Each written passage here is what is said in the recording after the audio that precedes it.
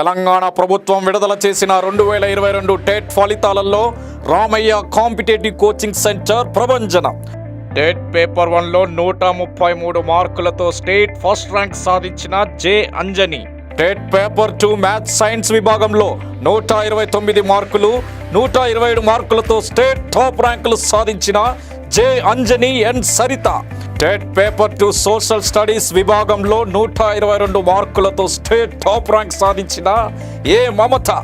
మరియు అన్ని పేపర్లలో 90% ఉత్తీర్ణత సాధించిన ఏకైక సంస్థ Ramayya competitive coaching centre. 2017-18 DSC ఎస్జిటిలో స్టేట్ ఫస్ట్ ర్యాంక్ సాధించిన మహేష్. స్టేట్ టాప్ 10 ర్యాంకులతో పాటు అత్యధిక ఉద్యోగాలు సాధించిన ఏకైక సంస్థ రామయ్య కాంపిటేటివ్ కోచింగ్ సెంటర్. మరియు గురుకుల టీచర్స్లో TGT maths state first rank Sravanthi, TGT bio science state first rank Sudha, TGT social state first rank B Sridhar, TGT social state second rank Rajender Reddy, TGT Telugu state first rank Anjan Kumar, physical director state first rank Rajyalakshmi, physical director state second rank Divya, TGT physical science state third rank Srilakshmi, PGT physical science state third rank Murali, PGT English state third rank Yadagiri. 2017-18 DSC గురుకుల టీచర్స్లలో 70 నుండి 80% ఉద్యోగాలు సాధించిన ఏకైక సంస్థ Ramayya competitive coaching center. TET మరియు DSC coaching కొరకు director Sirikonda Lakshminarayana గారి సారథ్యంలో అత్యుత్తమమైన అధ్యాపక బృందంచే కొత్త బ్యాచ్లు ప్రారంభమైనవి. వివరాలకు సంప్రదించండి 9246208422, 8855555202, 88585900, 8008954440, 8008954448, 8520844463. ఈ యొక్క టెట్ పరంగా కానీ డిఎస్ పరంగా కానీ తెలంగాణ, ఆంధ్రప్రదేశ్ 2 రాష్ట్రాలలోని టెట్ కమ్ టీఆర్టీ విద్యార్థులు ఆన్లైన్ ద్వారా క్లాసెస్ వింటున్న అందరికీ కూడా అభినందనలు తెలియజేస్తూ ఒక 3 విషయాలు మీతో మాట్లాడాలనుకుంటున్నాను. ముందుగా క్లాస్ కన్నా ముందు మొదటి విషయం ఏంటంటే, గతంలో ప్రీవియస్ క్లాస్లో సీటెట్కి, టెట్కి, ఏపీ టెట్కి ఉన్న తేడా చెప్పాను, డిఫరెన్స్ చెప్పాను. సో ఖచ్చితంగా ఆ సీటెట్లో కానీ, ఏపీ టెట్లో కానీ అండ్ టీఎస్ టెట్లో కానీ వ్యాకరణం కామన్, గ్రామర్ పార్ట్ అనేది కామన్. సో గ్రామర్ పార్ట్ అనేది చేంజ్ అవుతుంది. ఏపీలో కానీ తెలంగాణలో గ్రామర్ పార్ట్ ఎక్కడ చేంజ్ అవ్వదు. సవర్ణ దీర్ఘందంటే ఆ ఊర్లకు సవర్ణాచుల పరం అయితే వాటి దీర్ఘంలో ఏకాదేశం అవుతాయి. ఇది తెలంగాణలోనే అదే చెప్పుకోవాలి, ఆంధ్రప్రదేశ్లోనే అదే చెప్పుకోవాలి, సీటెట్లో ఏదన్నా అదే చెప్పుకోవాలి. అందుకని నేను స్టార్టింగ్ పార్ట్ అనేది వ్యాకరణంతో స్టార్ట్ చేస్తాను. 70 to 80% బిట్స్ అనేవి అన్నిట్లో మేబీ ఎక్కువ సీటెట్లో తక్కువ వస్తాయి, కానీ ఏపీ టెట్లో కానీ టీఎస్ టెట్లో కానీ 70 నుంచి 80% వ్యాకరణ అంశాలు వస్తాయి. కాబట్టి నేను స్టార్టింగ్ దేంతో స్టార్ట్ చేస్తానంటే వ్యాకరణ అంశాలతోనే స్టార్ట్ చేస్తాను. సో వ్యాకరణ అంశాలు బాగా మీరు ప్రాక్టీస్ చేయండి. అండ్ రెండవది మోస్ట్ ఇంపార్టెంట్ పాయింట్ అందరూ గుర్తుపెట్టుకోండి, ఇప్పుడు నేను చేస్తున్న ఈ వీడియో ఎండింగ్ వరకు చూడండి దయచేసి. ఎందుకంటే మీరు ఎండింగ్ వరకు చూడడం వల్ల ఏంటంటే ప్లస్ మీకు ఉన్న జనరల్ డౌట్స్ కూడా, అంటే నార్మల్గా మీకు వచ్చే డౌట్స్ కొన్ని ఉంటాయి. ఆన్లైన్ ద్వారా వినాలా, ఆఫ్లైన్ ద్వారా వినాలా, అసలు ఇట్లా మనం పే చేయొచ్చు అమౌంట్, లేదంటే ఆన్లైన్ ద్వారా నష్టం ఏమైనా ఉందా, ఇలాంటి కొన్ని జనరల్ డౌట్స్ కూడా మీరు ఎండింగ్ వరకు నా క్లాసెస్ వినడం వల్ల మీకు ఆ డౌట్స్ కూడా క్లారిటీ అవుతుంది. అంటే జనరల్గా మీకు వస్తూ ఉంటాయి డౌట్స్, ఎట్లా ఏం ప్రిపేర్ అవ్వాలి ఏమై. సో అదంతా మీకు కావాలంటే చేస్తున్న ఈ ఫస్ట్ డే క్లాస్ని మీరు ఎండింగ్ వరకు ఖచ్చితంగా వినండి, 100% అది మర్చిపోకండి. అండ్ మూడవ అంశం ఏంటంటే, నేను చెప్పాను ఫస్ట్ గ్రామర్ పార్ట్తో స్టార్ట్ చేస్తాను, ఆ తర్వాత ఇతరత్ర అంశాలకు వెళ్తాను, ఎందుకంటే వ్యాకరణం అనేది చాలా ఇంపార్టెంట్. రెండవది, ఇక్కడ ఉన్నటువంటి తెలంగాణ, ఏపీ అభ్యర్థులు ఎవరైతే ఉంటారో టెట్ పరంగా మీరు ప్రిపేర్ అవుతున్నటువంటి 30 మార్కుల తెలుగుకు సంబంధించిన దాంట్లో 24 మార్క్స్ కంటెంట్, 6 మార్క్స్ మెథడ్ అని చెప్పేసిన ఆల్రెడీ. అదే మీరు చూడండి వీడియో మళ్ళీ ఒకసారి. ఈ 24 మార్కుల గ్రామర్, ఈ వ్యాకరణ అంశాలు కానీ ఇతరత్ర అన్ని అంశాలు మీకు సిలబస్లో ఉంటాయని చెప్పాను. సో ఈ తెలుగు గ్రామర్ వినడం వల్ల ఇక్కడ ఆన్లైన్ ద్వారా వింటున్న ప్రతి ఒక్కరికి ప్లస్ పాయింట్ ఏంటంటే, తెలుగు కానీ ఇంగ్లీష్ కానీ ఎప్పటికీ ఇది చనిపోదు. ఎందుకంటే తెలుగు ఇంగ్లీష్ అనేది ఎప్పటికీ కూడా అది గ్రామర్ పార్ట్ అనేది చేంజ్ అవ్వదు.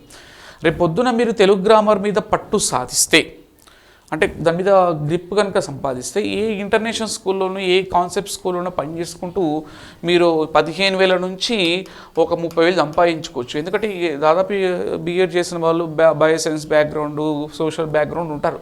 వాళ్ళందరూ ఇంగ్లీష్ మీడియం స్కూల్లో పని చేయలేకపోతుంటారు, ఎందుకంటే ఇంగ్లీష్లో ఎక్స్ప్లెయిన్ చేయాలంటే. బట్ తెలుగు సబ్జెక్ట్ ఉండేసరికి తెలుగులోనే ఎక్స్ప్లెయిన్ చేయాలి, ఎవరు ఇంగ్లీష్లో చెప్పమన్నారు. కాబట్టి మీరు నేను చెప్తున్న ఆన్లైన్ క్లాసెస్ అన్ని కరెక్ట్గా విని గ్రామర్ పైన పట్టు సాధిస్తే మీరు ఏ స్కూల్కి వెళ్ళినా కూడా తెలుగే అడుగుతారు. కాబట్టి 5, 6, 7 తరగతి పిల్లలకి తెలుగు చెప్తే 15,000 నుంచి 30,000 సంపాదించే అవకాశం ఉంటుంది. కాబట్టి నేను చెప్పే ప్రతి క్లాస్ నోట్స్ రాసుకుంటూ వింటే మీకు ఎగ్జామినేషన్ పాయింట్ ఆఫ్ వ్యూలో యూజ్ అవుతుంది. అట్ ది సేమ్ టైం మీరు తెలుగుని స్కూళ్ళల్లో, ఎందుకంటే నా స్టూడెంట్స్ వేల మంది ఉన్నారు, అందులో దాదాపు 2-3 వేల మంది చిన్న చిన్న స్కూళ్ళల్లో తెలుగు చెప్తున్నారు. పెద్ద ఇంటర్నేషనల్ స్కూల్లో ప్రిన్సిపల్స్ కూడా వర్క్ చేస్తున్నారు. అంటే వాళ్ళకు ఉండేటువంటిది ఏంటంటే మోస్ట్ ఇంపార్టెంట్ గ్రామర్. ఈ గ్రామర్ చాలామందికి రాదు, ఇంగ్లీష్ గ్రామర్ కానీ తెలుగు గ్రామర్ రాదు. ఈ గ్రామర్ కనుక వస్తే మనం ఏదైనా చిన్న లెసన్ ప్రిపేర్ అయ్యి ఈజీగా చెప్పొచ్చు. తెలుగులో మెయిన్ హార్డ్ గ్రామరే, అది మించింది ఏం లేదు. కాబట్టి విద్యార్థులకి ఆన్లైన్ ద్వారా తీసుకోవడం వల్ల లైఫ్ కూడా సెట్ అయ్యే అవకాశాలు ఉన్నాయి. సో లైఫ్ మీన్స్ మీరు కొన్ని స్కూల్లో వర్క్ చేసుకుంటూ మీరు ఇంత ఇన్కమ్ సోర్సెస్ కూడా తీసుకోవచ్చు. అంటే examination point of view use చేసుకోవచ్చు. At the same time Telugu సబ్జెక్ట్ని మీరు 100% చెప్తున్నారు స్టూడెంట్స్, అందుకని నేను కాన్ఫిడెంట్ చెప్తున్నా. సో ఈ 3 విషయాలు గుర్తుపెట్టుకోండి. సో ఫస్ట్ వ్యాకరణాంశాలతో స్టార్ట్ చేస్తా. ఈ వీడియోని నా చివరి వరకు చూడండి, మీకు జనరల్ పాయింట్స్ అన్నీ కూడా కవర్ అవుతాయి. అలాగే టెట్లో మంచి స్కోర్ రావాలంటే మనం ఫ్యూచర్లో జాబ్ చేయాలన్నా కూడా ఈ గ్రామర్ పార్ట్ అనేది చక్కగా వింటే లైఫ్ టైం కూడా మీకు యూజ్ అవ్వడానికి అవకాశాలు ఉన్నాయి. సో అందరికీ ఆల్ ద బెస్ట్. మనం క్లాస్ స్టార్ట్ చేసుకుందాం. సో మనం టాపిక్కి వెళ్దాం. సో మీకు ఇంతకుముందు ప్రీవియస్లో నేను ఆల్రెడీ సీటెట్లో కానీ టెట్ కానీ ఏపీటెట్లో ఉన్న తేడాలు చెప్పాను. ఒకసారి ఆ యొక్క వీడియో చూడండి, చూసిన తర్వాత ఈ క్లాస్ వింటే ఇంకొంచెం మీకు బాగా అర్థమవుతుంది. సో ఫస్ట్ పాయింట్, మనం టెట్ అనేది కంపల్సరీగా నోటిఫికేషన్ రాబోతుంది. ఈ కోవిడ్-19 వల్ల కాస్త ఆలస్యమైన తెలంగాణలో కానీ ఏపీలో కానీ టెట్ నోటిఫికేషన్ రాబోతుంది. సో ఆ టెట్ నోటిఫికేషన్లో మోస్ట్ ఇంపార్టెంట్ సబ్జెక్టు 3 ఉన్నాయి, psychology, Telugu, English. So 30, 90 marks ఉన్నాయి. తెలుగులో 30 మార్క్స్ మనకి ఖచ్చితంగా స్కోర్ తెచ్చుకోవాల్సిన అవసరం ఉంది. సో ఆ తెలుగుకు సంబంధించిన దాంట్లో 30 మార్క్స్ మనం ఏ విధంగా తీసుకోవాలి, ఏ టాపిక్ ఎట్లా ప్రిపేర్ అవ్వాలనే దాని గురించి నేను ఈరోజు నుంచి మీకు క్లాసెస్ చెప్తూ ఉంటాను. సో ఫస్ట్ టాపిక్ నేను ఆఫ్లైన్లో కానీ ఆన్లైన్లో కానీ ఛందస్సు అనే టాపిక్తో స్టార్ట్ చేస్తాను. ఎందుకు ఈ టాపిక్తో స్టార్ట్ చేయడం జరుగుతుందంటే ఖచ్చితంగా ఛందస్సులకు వెళ్ళి బిట్టు 100% వస్తుంది. సో గత టెట్లో కానీ ఏపీలో కానీ తెలంగాణలో చూస్తే ఈ ఛందస్ అనే టాపిక్ పైన 100% 1 లేదా 2 మార్కులు ఖచ్చితంగా వస్తాయి. సో ఈ టాపిక్తో మనం స్టార్ట్ చేద్దాం. సో ఈ టాపిక్లో నేను ఛందస్ అనే టాపిక్లో 3 పార్ట్స్గా డివైడ్ చేయడం జరిగింది. So first part, second part, third part. ప్రతి పార్ట్ కూడా ఎగ్జామ్ కూడా ఉంటుంది. సో మీరందరూ కూడా ఆన్లైన్ కాబట్టి ఇంట్లో ఉండి వింటున్నారు కాబట్టి మీకు ఒక నోట్బుక్ పెట్టుకొని నేను చెప్పే ఇన్ఫర్మేషన్ అంతా వింటూ రాసుకుంటుంటే మీకు ఇంకా 100% ఈజీగా మ్యాటర్ వెళ్ళిపోతుంది. సో ఫస్ట్ పాయింట్, ఛందస్సు అంటే అర్థం ఏంటి అంటే ముందుగా అది డెఫినేషన్ చూస్తే పద్య లక్షణము తెలుపు శాస్త్రం ఈ ఛందస్సు అంటాం. సో పద్య లక్షణము అంటే అర్థం ఏంటంటే ఒక పద్యము రాయడానికి కావలసిన మార్గాలు, నియమాలు. సో నియమాలతో కూడుకున్నది ఛందస్సు. ఇప్పుడు ఉత్పలమాల పద్యం కానీ, ఆటవెల్ది పద్యం కానీ, తేటగీతి పద్యం కానీ ఇవన్నీ ఉన్నాయి. సో అందులో ఏ గణాలు వస్తాయి, ప్లేస్లో యతి స్థానం ఉంటుంది, ఎక్కడ ప్రాసనేం తీసుకోవాలి, ఇలాంటి అన్ని నియమాలతో కూడుకున్నటువంటి శాస్త్రమే ఛందస్సు అంటాము. సో అలాగే ఈ ఛందశాస్త్రానికి సంబంధించిన బ్యాక్గ్రౌండ్ 2 విషయాలు మాట్లాడితే, ఈ ఛందశాస్త్రానికి మూల పురుషుడు ఎవరంటే పింగళుడు. ఛందశాస్త్రానికి మూల పురుషుడు పింగళుడని భావిస్తారు. అలాగే తెలుగులో ఇప్పటివరకు తొలి ఛందో గ్రంథము ఏంటంటే కవిజనాశ్రయము. దాని కర్త ఎవరంటే మల్లియ రేచన. ఈ 2 విషయాలు మీరు బాగా గుర్తుపెట్టుకోవాలి. ఛందశాస్త్రానికి మూల పురుషుడు అని ఎవరిని అంటారంటే పింగళుడు అంటారు. అలాగే తెలుగులో తొలి ఛందో గ్రంథం ఏంటంటే కవి జనాశ్రయము. దాని కర్త ఎవరంటే మల్లియ రేచన. ఇక మనం టాపిక్లో వెళ్తే అసలు ఛందస్సు, పద్యము అంటే ఏంటి, గణము అంటే ఏంటో మీకు క్లియర్గా నేను ఎక్స్ప్లెయిన్ చేస్తాను. సో ఫస్ట్ పాయింట్, మనకి ఛందస్సులో పద్యాలు అంటాం. పద్యాలు అనేవి పాదాల చేత ఏర్పడతాయి. పాదాలు అనేవి గణాల చేత ఏర్పడతాయి. ఈ విషయం గుర్తుపెట్టుకోండి. పద్యాలు వేటి చేత ఏర్పడతాయంటే మనకి పాదాల చేత ఏర్పడతాయి. పాదాలు అనేవి మీరు టెక్స్ట్ బుక్లో చూస్తూ ఉంటారు, లైన్లతో ఉంటాయి. సో ఈ పాదాలు అనేవి వేటి చేత ఏర్పడతాయంటే మనకు గణాల చేత ఏర్పడతాయి. గణం అంటే ఏంటో నేను మీకు మళ్ళీ ఎక్స్ప్లెయిన్ చేస్తాను. ఈ గణాలు అనేవి వేటి చేత ఏర్పడతాయంటే గురువులు లఘువుల చేత ఏర్పడతాయి. గణాలు వేటి చేత ఏర్పడతాయి అంటే గురువులు లఘువులు. మళ్ళీ చెప్తున్నాను, పద్యాలు వేటి చేత ఏర్పడతాయి, పాదముల సమూహం. ఈ పాదాలు అనేవి వేటి చేత ఏర్పడతాయి అంటే గణాల చేత ఏర్పడతాయి. ఆ గణాలు అనేవి మనకి గురువు లఘువుల చేత ఏర్పడతాయి. అసలు మరి గురువు అంటే ఏంటి, లఘువు అంటే ఏంటి, రెండిటికి ఉన్న తేడా ఏంటో మనం మాట్లాడదాము. గురువులు లఘువులు. సో ముందుగా ముఖ్యంగా మాట్లాడితే లఘువు గురించి మాట్లాడదాము. లఘువు అంటే అర్థం ఏంటంటే ఏకమాత్రా కాలంలో పలుకబడే అక్షరములన్నీ లఘువులే. సో ఏకమాత్రా కాలంలో పలుకబడే అక్షరములు అనే దాంట్లో మీకు ఒక చిన్న కొత్త పాయింట్ కనిపిస్తుంది, మాత్ర. మరి మాత్ర అంటే అర్థం ఏంటి అంటే 3 నిర్వచనాలు ఉన్నాయి మాత్రకి 3 నిర్వచనాలు ఉన్నాయి. ఒకటి చిటిక వేయనంత కాలము. ఇక్కడ నేను ఏ పాయింట్ గురించి మాట్లాడుతున్నానంటే మాత్ర అంటే అర్థమైంది. ఒకటి చిటిక వేయునంత కాలము. చిటిక వేయనంత కాలం అంటే ఒకసారి చిటిక వేయనంత కాలంలో ఏ అక్షరాలైతే పలుకుతామో అవన్నీ కూడా లఘువులే. లేదంటే రెప్పపాటు కాలంలో పలుకబడే అక్షరం కూడా అనొచ్చు. రెప్పపాటు కాలంలో పలుకబడే అక్షరములు కూడా లఘువులే. లేదంటే క్షణంలో 4వ భాగము కూడా మనము మాత్ర కింది తీసుకోవచ్చు. సో ఏకమాత్ర అనే దాంట్లో మాత్ర అనే అంశం కనిపిస్తుంది కదా. మాత్ర అంటే చిటిక వేయనంత కాలము లేదా రెప్పపాటు కాలము. అంటే క్షణంలో 4 భాగం అనేది మనం కౌంట్ చేయడానికి కూడా పాసిబిలిటీ కాదు. అంటే కనిపించినంత చాలా తక్కువ సమయంలో మనం తీసుకోవడం జరుగుతుంది. అంటే పలికినమా లేదా అనేటువంటి విధానంలో మనకి కనిపిస్తుంది.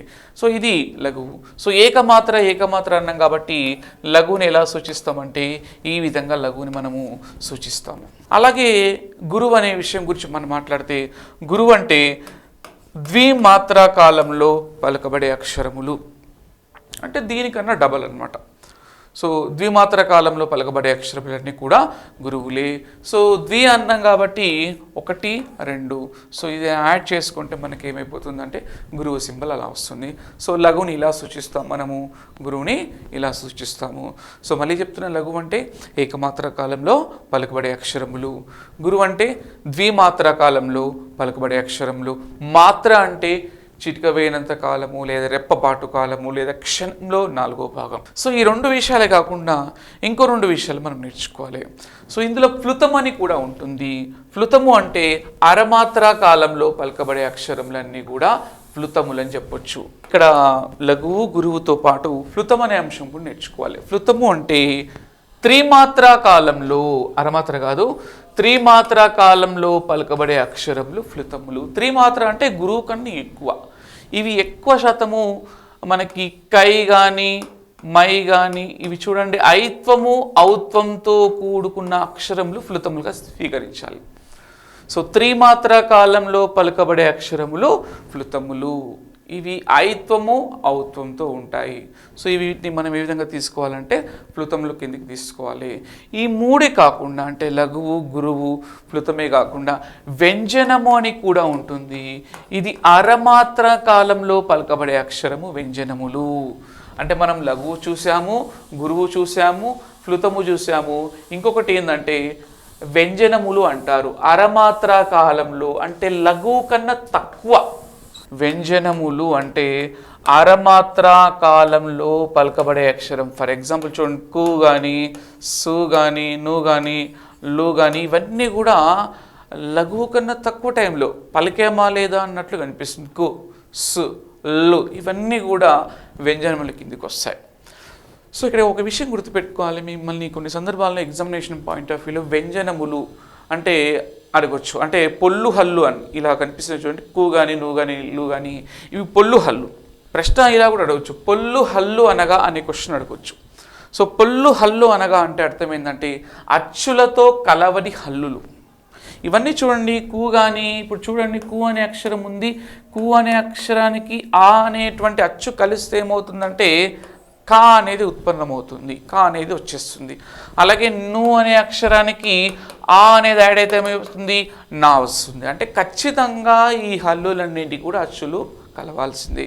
సో ఒకవేళ పొల్లు హల్లు అంటే అర్థం ఏంటంటే అచ్చులతో కలవని హల్లు, అచ్చులు ఏమాత్రం అందులో ఉండకుండా ప్లెయిన్గా ఉంటాయి. అలాంటివన్నీ కూడా పొల్లు హల్లులు. వాటిని ఏ విధంగా చెప్పొచ్చు అంటే వ్యంజనములు అని కూడా. ఇది చాలా బాగా గుర్తుపెట్టుకోండి. సో నేను ఇప్పుడు మీకు లఘువు అంటే ఏంటో చెప్పాను, గురువు అంటే ఏంటో చెప్పాను, ఫ్లుతము చెప్పాను, అలాగే వ్యంజనములు అని చెప్పాను. సో ఏకమాత్ర కాలంలో పలకబడే అక్షరములన్నీ కూడా లఘువులు, ద్విమాత్ర కాలంలో పలకబడే అక్షరములన్నీ కూడా గురువులు, త్రిమాత్ర కాలంలో పలకబడే అక్షరములన్నీ కూడా ఫ్లుతములు, అలాగే అరమాత్ర కాలంలో పలకబడే అక్షరములన్నీ కూడా వ్యంజనముల కిందికి వస్తాయి. సో ఇలా మనం నిర్వచనాల ప్రకారం మనం గురువులు లఘువులు తెలుసుకున్నాం. కానీ ఎగ్జామ్లో మనకి ఒక పద్య పాదం ఇచ్చి ఘన విభజన చేయమని అడుగుతుంటారు. సో ఖచ్చితంగా మనకి ప్రతి ఏరియాలో కూడా ద్విమాత్ర అనేది గుర్తుపెట్టుకోవడం పాసిబిలిటీ కాకపోవచ్చు. కాబట్టి ఎక్కడ గురువులు ఉండాలి, ఎక్కడ లఘువులు ఉండడానికి కొన్ని నియమాలు ఉన్నాయి. ఆ నియమాలు అనుగుణంగా మనము గురువులు లఘువులు గుర్తించడం సాధ్యమవుతుంది. సో వాస్తవానికి ఏవి గురువులు ఏవి లఘువులు అనే విషయం గురించి నేను చెప్పదలుచుకుంటున్నా. అయితే జనరల్గా ఈ గురువులు లఘువులు అనే దాంట్లో చూసుకుంటే మనకి ఎక్కువ సందర్భాల్లో మనకి టెక్స్ట్ బుక్లో రకరకాల పాయింట్స్ కనిపిస్తుంటాయి. సో అన్ని పాయింట్స్ లేకుండా మీకు షార్ట్కట్గా 6 పాయింట్స్లోని గురువులు అనేటువంటి నియమాల గురించి నేను మాట్లాడతాను. సో ఎక్కడ గురువులు తీసుకోవాలి అనే విషయం గురించి మాట్లాడితే ఫస్ట్ పాయింట్ ఏంటంటే దీర్ఘాక్షరములన్నీ కూడా గురువులే. సో మళ్ళీ చెప్తున్నాను, మీకు టెక్స్ట్ బుక్లో చాలా పాయింట్స్ ఉంటాయి, ఇతరత్ర టెక్స్ట్ బుక్స్లో మెటీరియల్స్లో నేను అన్ని పాయింట్స్ మీకు అవసరం లేదు, షార్ట్కట్గా ఎక్స్ప్లెయిన్ చేస్తాను. సో గురువులు అనేటువంటి దాంట్లో ఎక్కడ గురువులు స్వీకరించాలంటే దీర్ఘాక్షరములన్నీ కూడా గురువులే. దీర్ఘాక్షరములు అంటే మనకు చాలా ఉన్నాయి. ఏదైనా తీసుకో, కా కానీ, కే కానీ, సా కానీ, లా కానీ, మా కానీ, ఏవైనా సరే. సో దీర్ఘంతో ఉన్న అక్షరాలన్నీ కూడా మనం గురువుల కింద తీసుకోవాలి. చాలా వస్తాయి ఇందులో, కే కానీ, కా కానీ, సా, లా, కు, ఏవైనా. సో ఇందులో ఒక విషయం గుర్తుపెట్టుకోవాలి, ఏ అక్షరమైనా అనే విషయం గుర్తుపెట్టుకోవాలి. బ్రాకెట్లో ఏ అక్షరమైనా, మనం ఏ అక్షరమైనా అది ఖచ్చితంగా దీర్ఘాల కిందకే తీసుకోవాలి. సో దీర్ఘ అక్షరములన్నీ కూడా గురువులే. మన కంటికి దీర్ఘం కనిపిస్తే అది గురువు అంతే.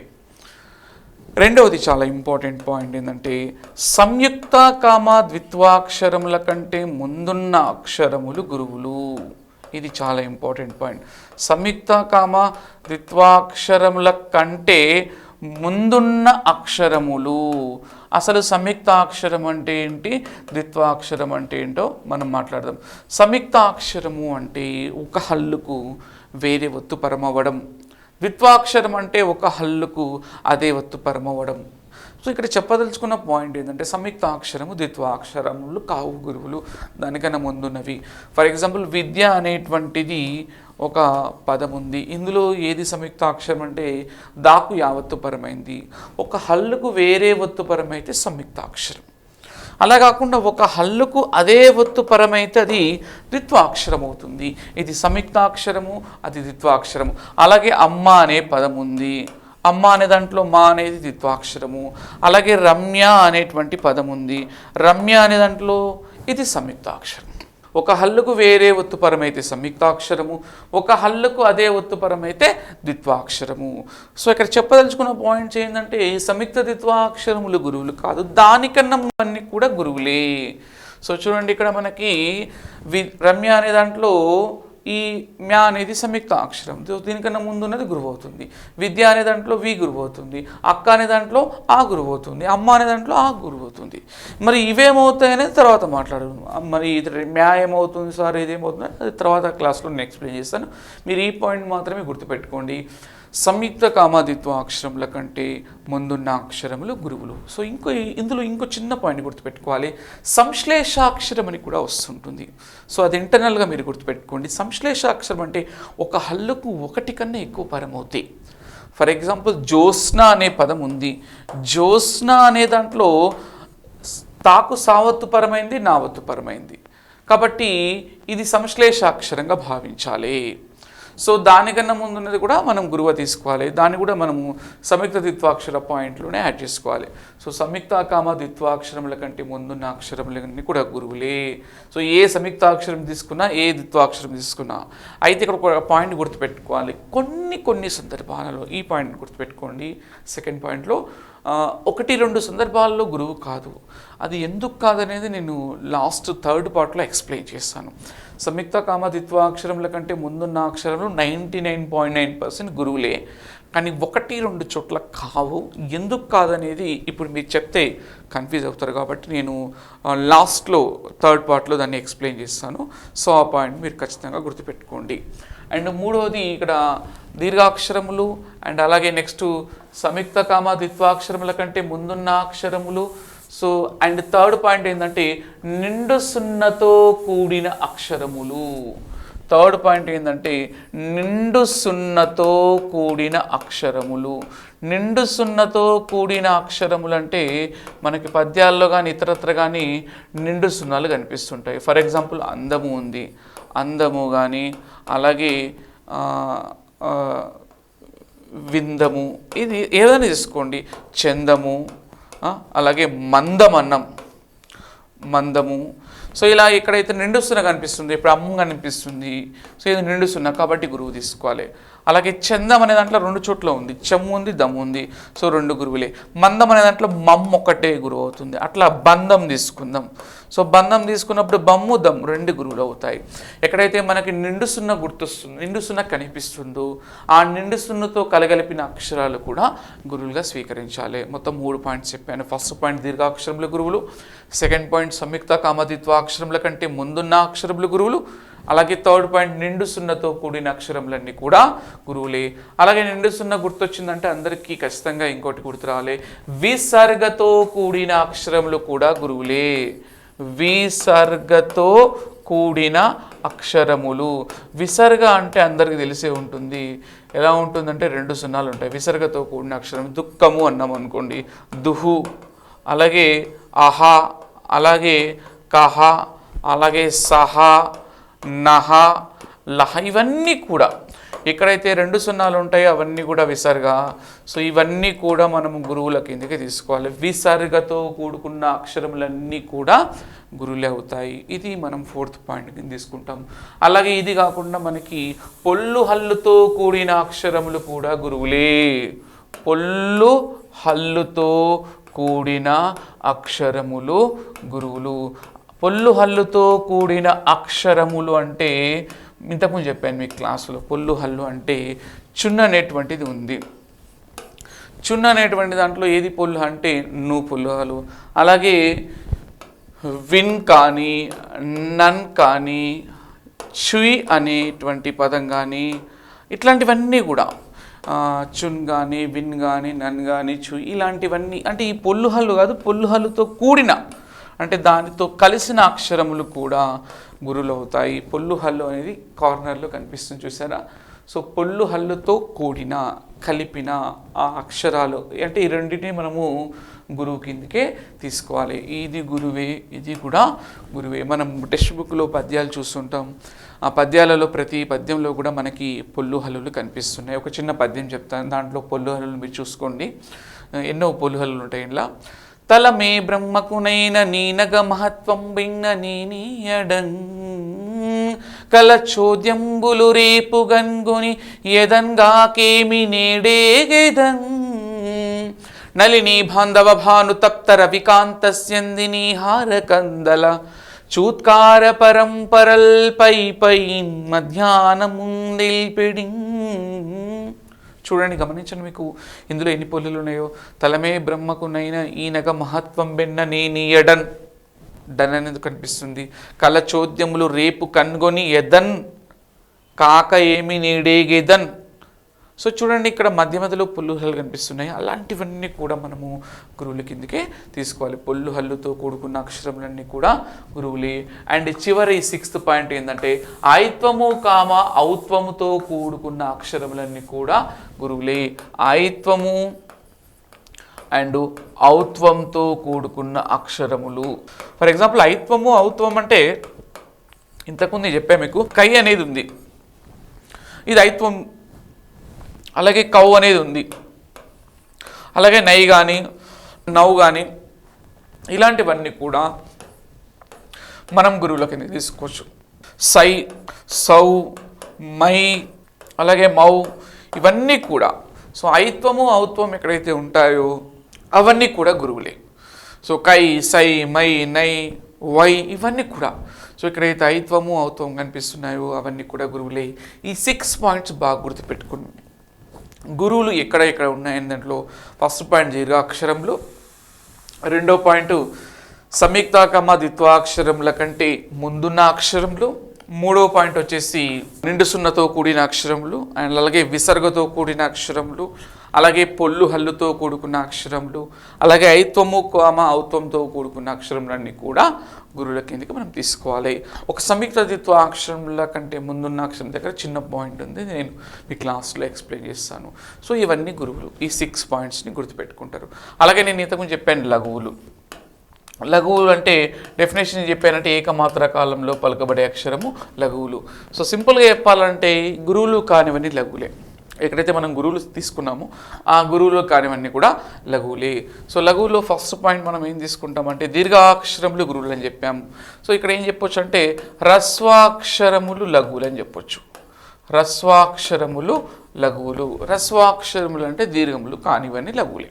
నెంబర్ ఆఫ్ ఎగ్జాంపుల్స్ ఉంటాయి ఇక్కడ. ఉదాహరణకి మనం కా కానీ, సా కానీ, లా కానీ, నా కానీ, పా కానీ ఏదైనా పర్లేదు.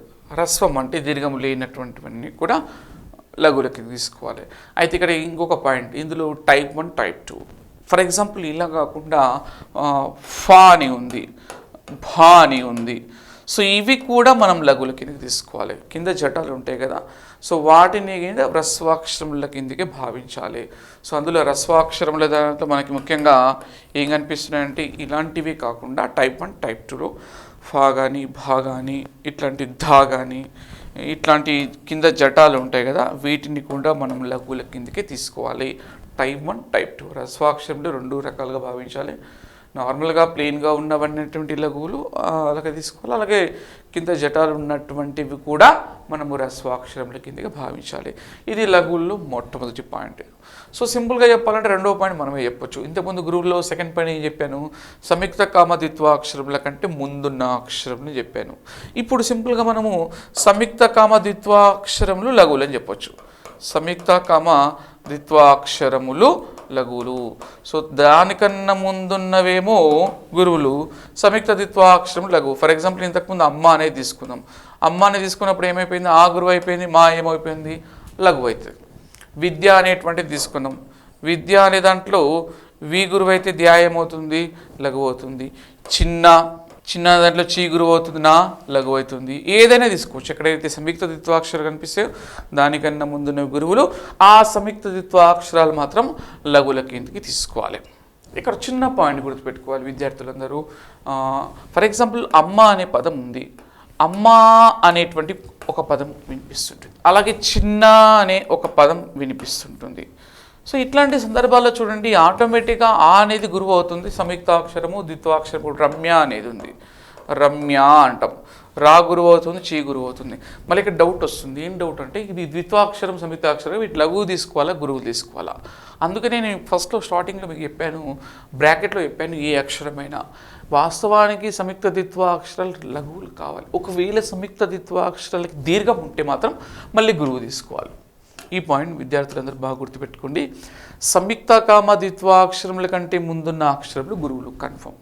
మరి సంయుక్త ద్విత్వాక్షరాలు ఏం కావాలి, లఘువులు కావాలి. దీర్ఘం లేకపోతే లఘువులే. కానీ ఒకవేళ సంయుక్త ద్విత్వాక్షరాలు దీర్ఘాలు కనుక ఉంటే మనం ఖచ్చితంగా అమ్మ అన్నప్పుడు ఆటోమేటిక్గా 2 గురువులు అవుతాయి. అమ్మ అన్నం అనుకోండి గురువు లఘువు, చిన్న అన్నం అనుకోండి గురువు లఘువు, చిన్న అన్నం అనుకోండి చీ గురువు అవుతుంది, నా కూడా గురువు అవుతుంది. ఒకవేళ సంయుక్త ద్విత్వాక్షరాలకు దీర్ఘం ఉంటే మాత్రం మీరు ఖచ్చితంగా మళ్ళీ గురువుల కిందకి తీసుకోవాలి. ఈ పాయింట్ బాగా గుర్తుపెట్టుకున్నాను. అందుకని నేను మీకు ముందే ఒక పాయింట్ చెప్పాను, సంయుక్త ద్విత్వాక్షరములకు అది దీర్ఘాక్షరములన్నీ కూడా గురువులే. బ్రాకెట్లో ఏ అక్షరమైనా అది ఏ అక్షరమైనా మనం గురువుగా తీసుకోవాలి. ఇది రెండవ పాయింట్. ఇక మూడవ పాయింట్ ఏంటంటే వట్రు సురిగల అక్షరములన్నీ కూడా లఘువులే. ఈ పాయింట్ బాగా గుర్తుపెట్టుకోండి. వట్రు సుడిగల అక్షరములు, వట్రుసుడి గల అక్షరములు అంటే మనకి చాలా సందర్భాల్లో రుకారంతో ఉంటాయి. మృగరాజు అంటాం, మృగరాజు.